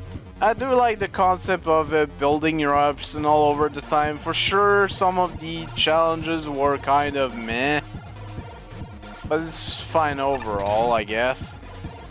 Yeah, I've been thinking of testing this platform's limit, spinning around real fast on it, see how long it takes again to get flung off and bashed into a wall. Every time I spin off, it's like I hear the platform whine. You'd think that you're alive or something. Alright, we're not gonna be doing this stage right now, but apparently the next stage is the actual rock, man. Oh boy. Are we just gonna be fighting a rock? Toon Woman. Multicolored display. Okay, so 1, 2, 3. I think we've got 4 stages left to this tier. 3, 4. Yeah, that's 4 and then the boss. Yep. Alright, but yeah, I'm not gonna be doing this right now. So guess how I'm ending this stream. More solitaire. If you guessed more solitaire, you'd be correct. Goddamn.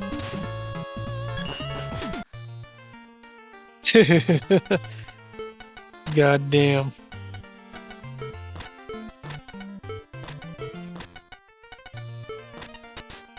Not the best of starts.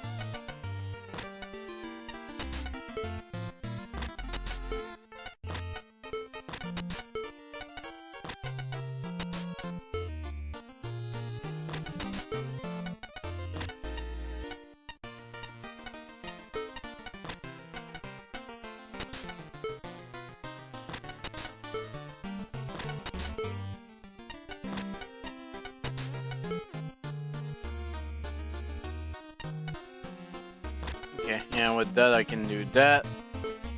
And do nothing else. Fantastic. Okay.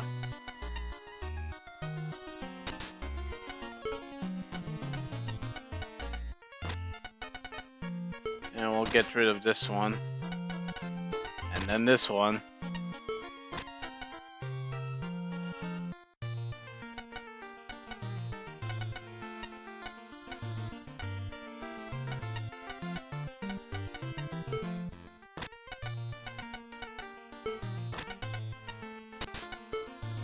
Lots and lots of diamond. If I could get the ace, I can already free up a bunch of places.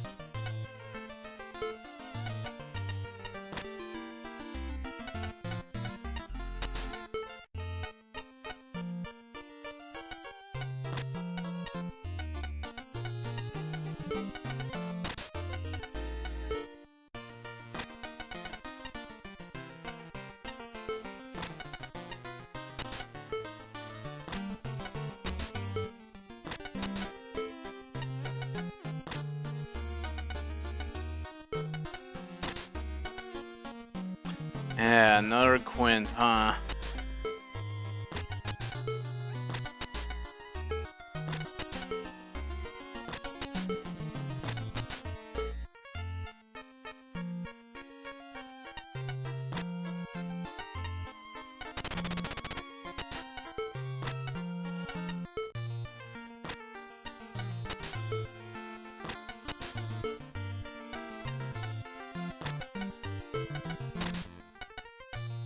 Ugh, seriously?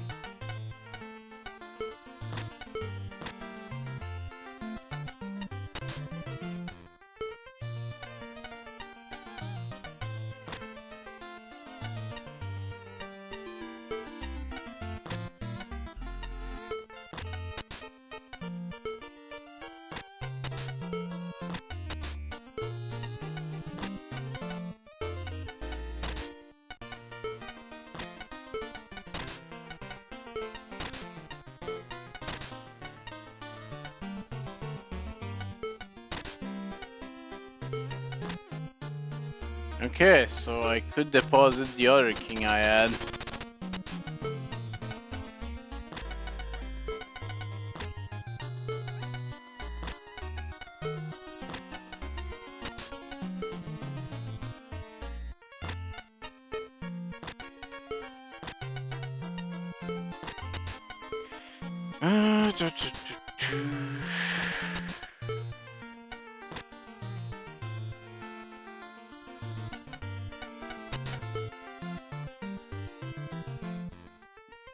And the ace of diamond is probably under one of those cards. Aye.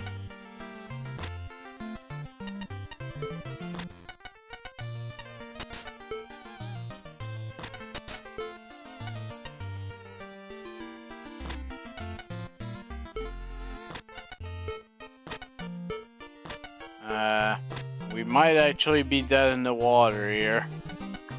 Well, shit.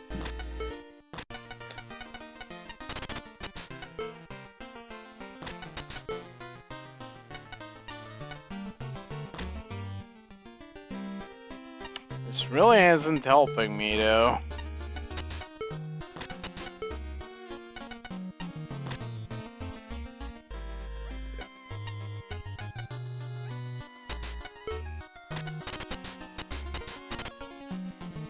Nope. Yeah, I want at least one victory before I close out. It's not gonna be with this piece of shit. What the hell are these patterns? Come on. I can maybe work with this. I can no longer work with this. Damn it.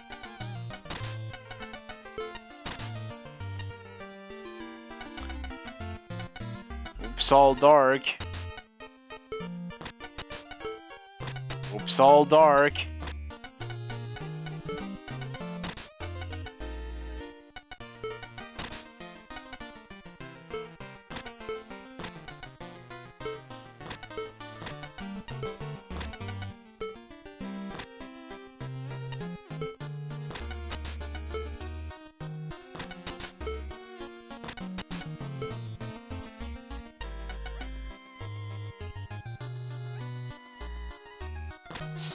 Doesn't really help me, unfortunately.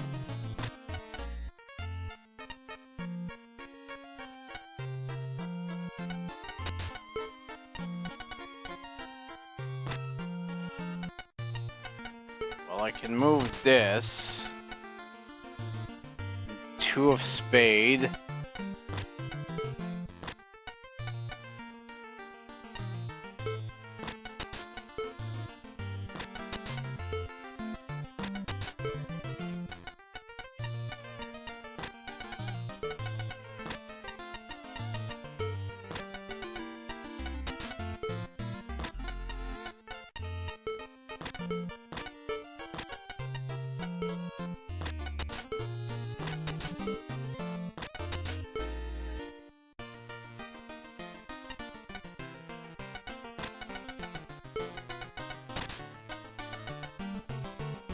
Two of diamonds.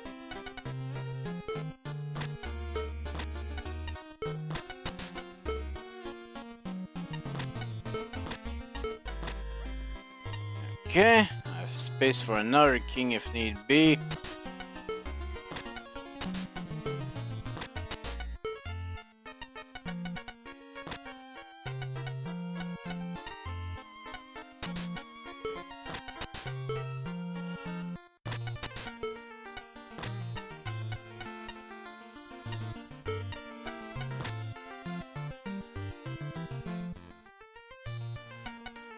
Again, it would be nice to have the ace of diamonds instead, but whatever.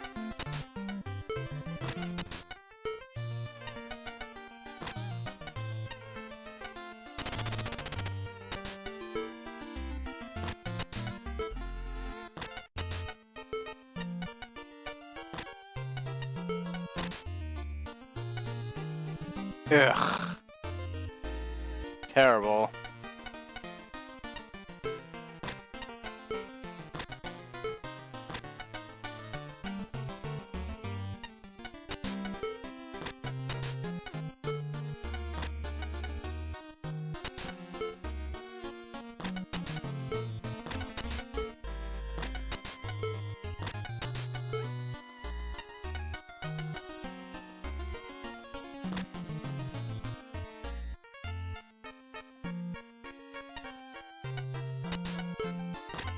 Whew.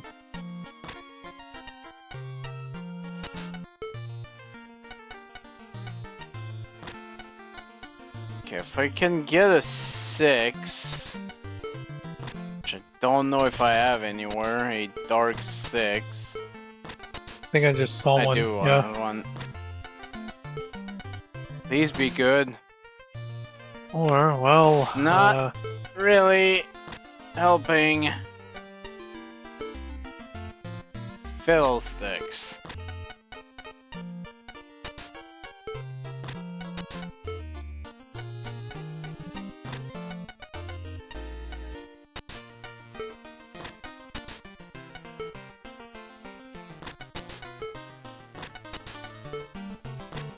ooh, We are dead in the water once again. Huzzah! Thank you, Solitaire, for your shitty banter. that sucks.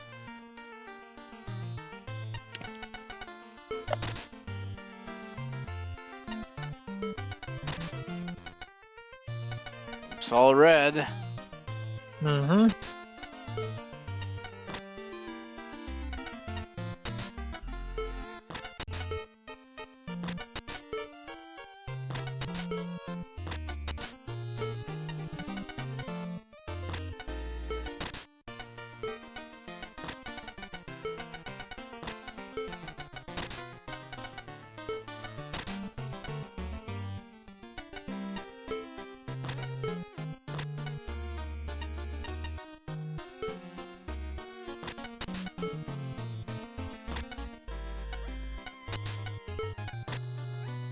Oh, now I get the ace of diamonds.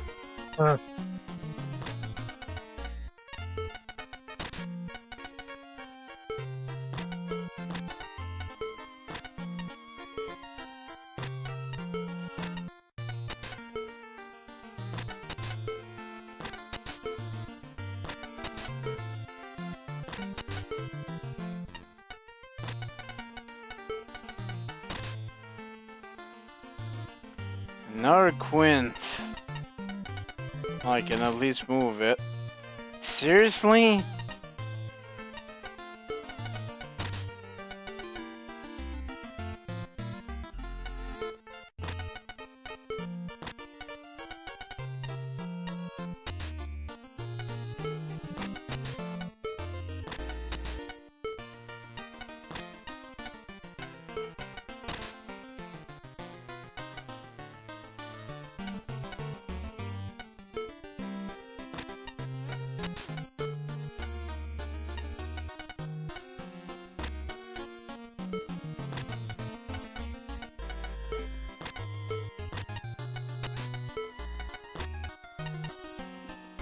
Here, we got the ace of spade.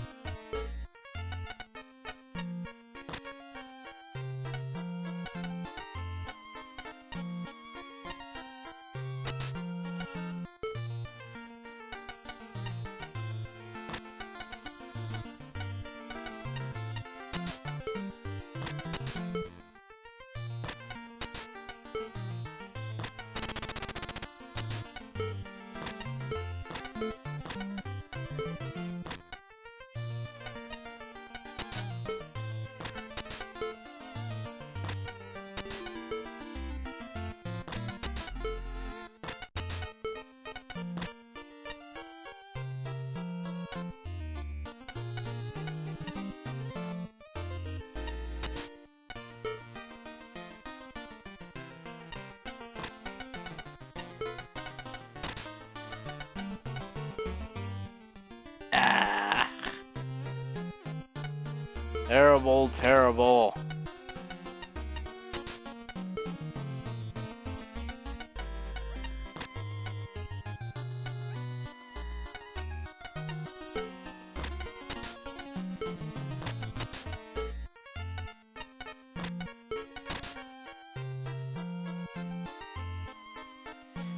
That doesn't help me.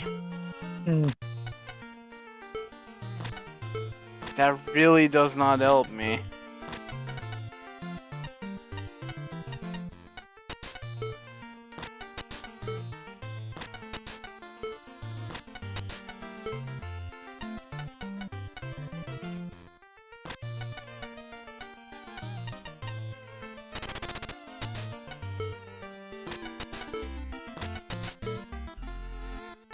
Jeez, this is going completely off screen.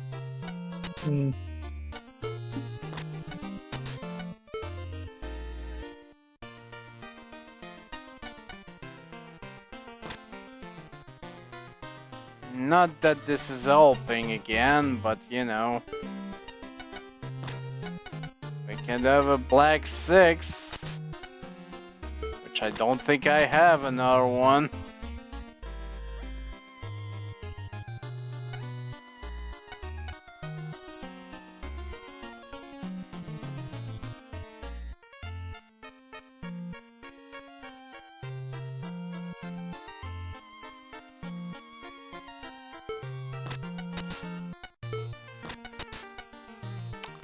Nope, I think we're dead in the water. Again.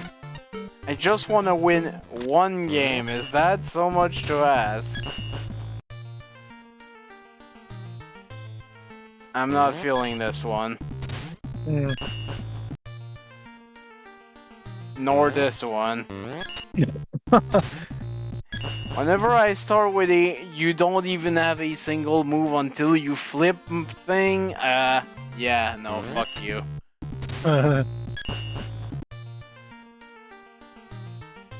Okay, perhaps. Just perhaps.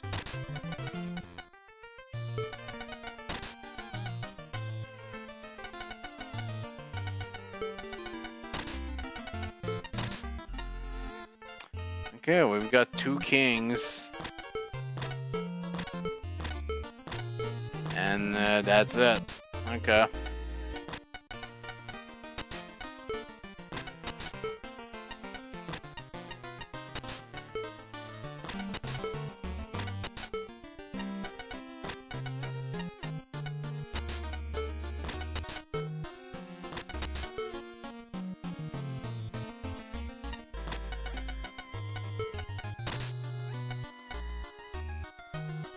Okay.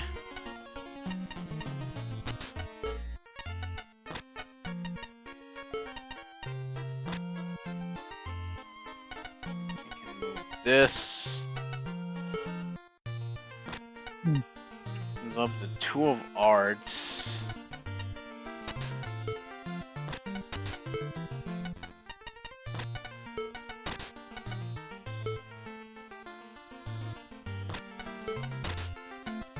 Another Quint.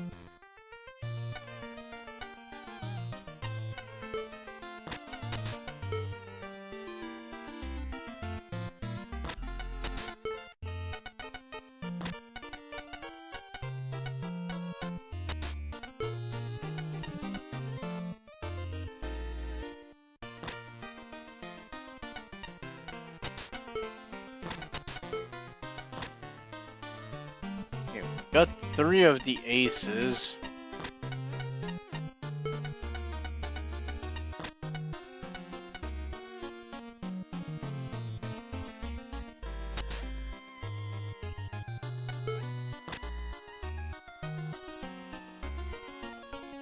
I can get the 3 of clubs, which I think is what it's called.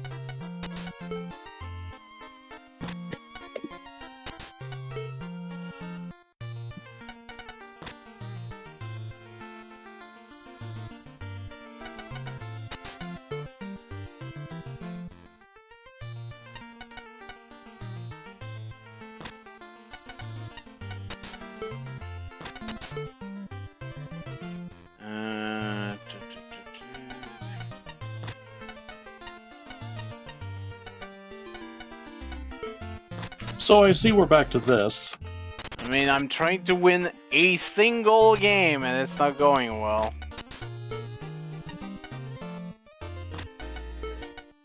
Okay. Move one of these kings.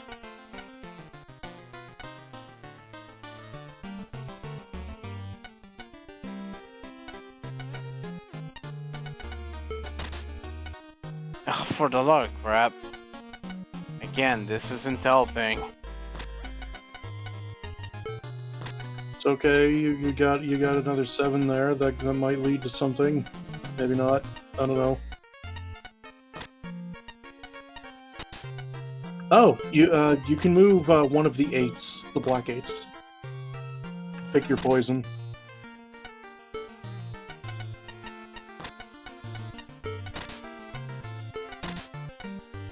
Another Quint. Here I come to save the day.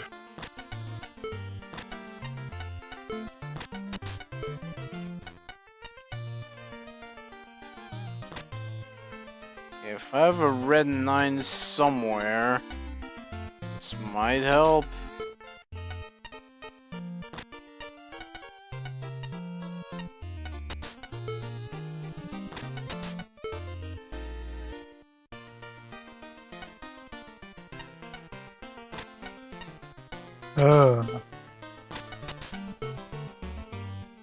A red 9. Oh, we've seen some a lot of interesting levels. Well, not true. Okay, I've got all 4 kings deployed. That's good.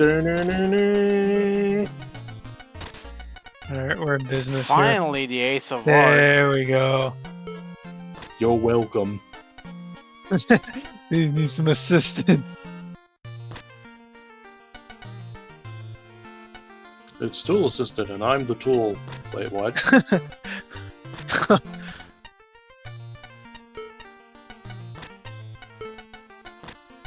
go there. Aww. There we go. Beautiful. Yep, there you go. Beautiful. Thank the stars. You just needed a tool assisted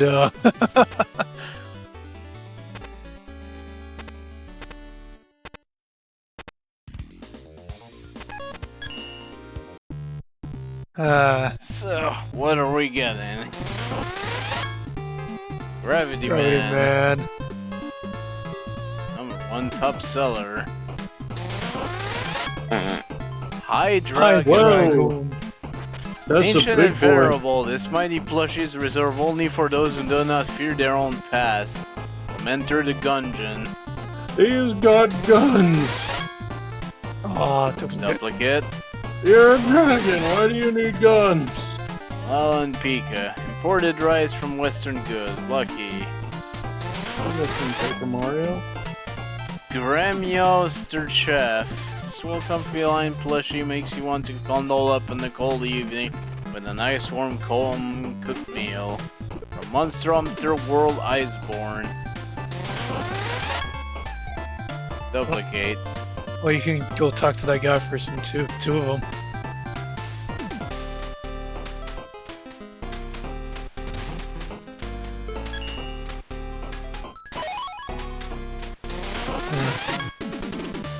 Mr. Bad. Is Mr. Bad even his real name? From Battle Network.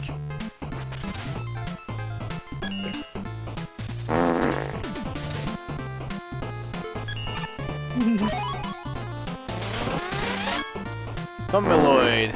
Is Think Like Robot as a friend? Can you find his friend? From Challenger of the Future. Challenger of the future.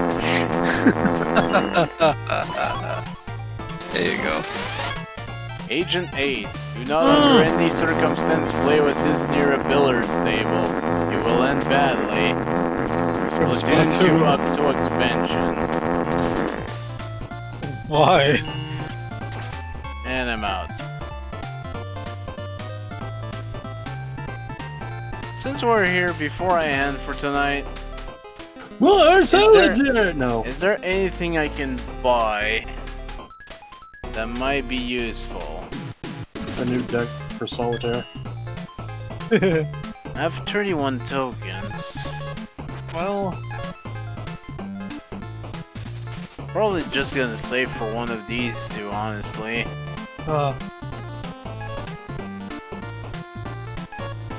Like the weakness of radar. Eventually I'll have all of these, but yeah.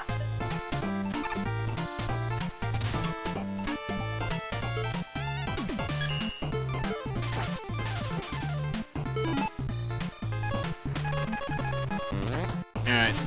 I'll bring ourselves back up to tier 10 for tomorrow.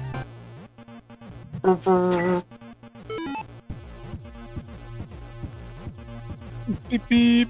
I guess this song is good enough to end the stream on.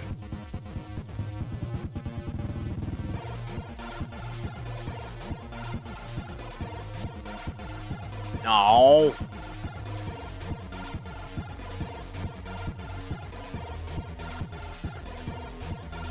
I just saw the comment in chat there.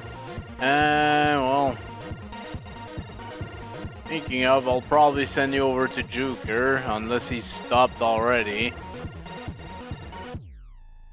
And no, he's doing this.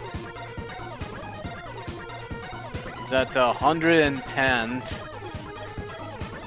So yeah, he's still further in the back.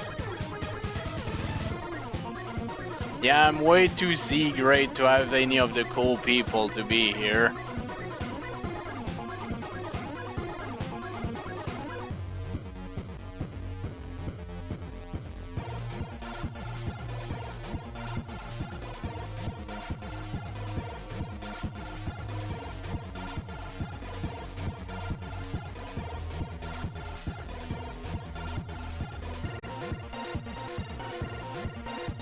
Alright, have a good one everyone. More of this tomorrow.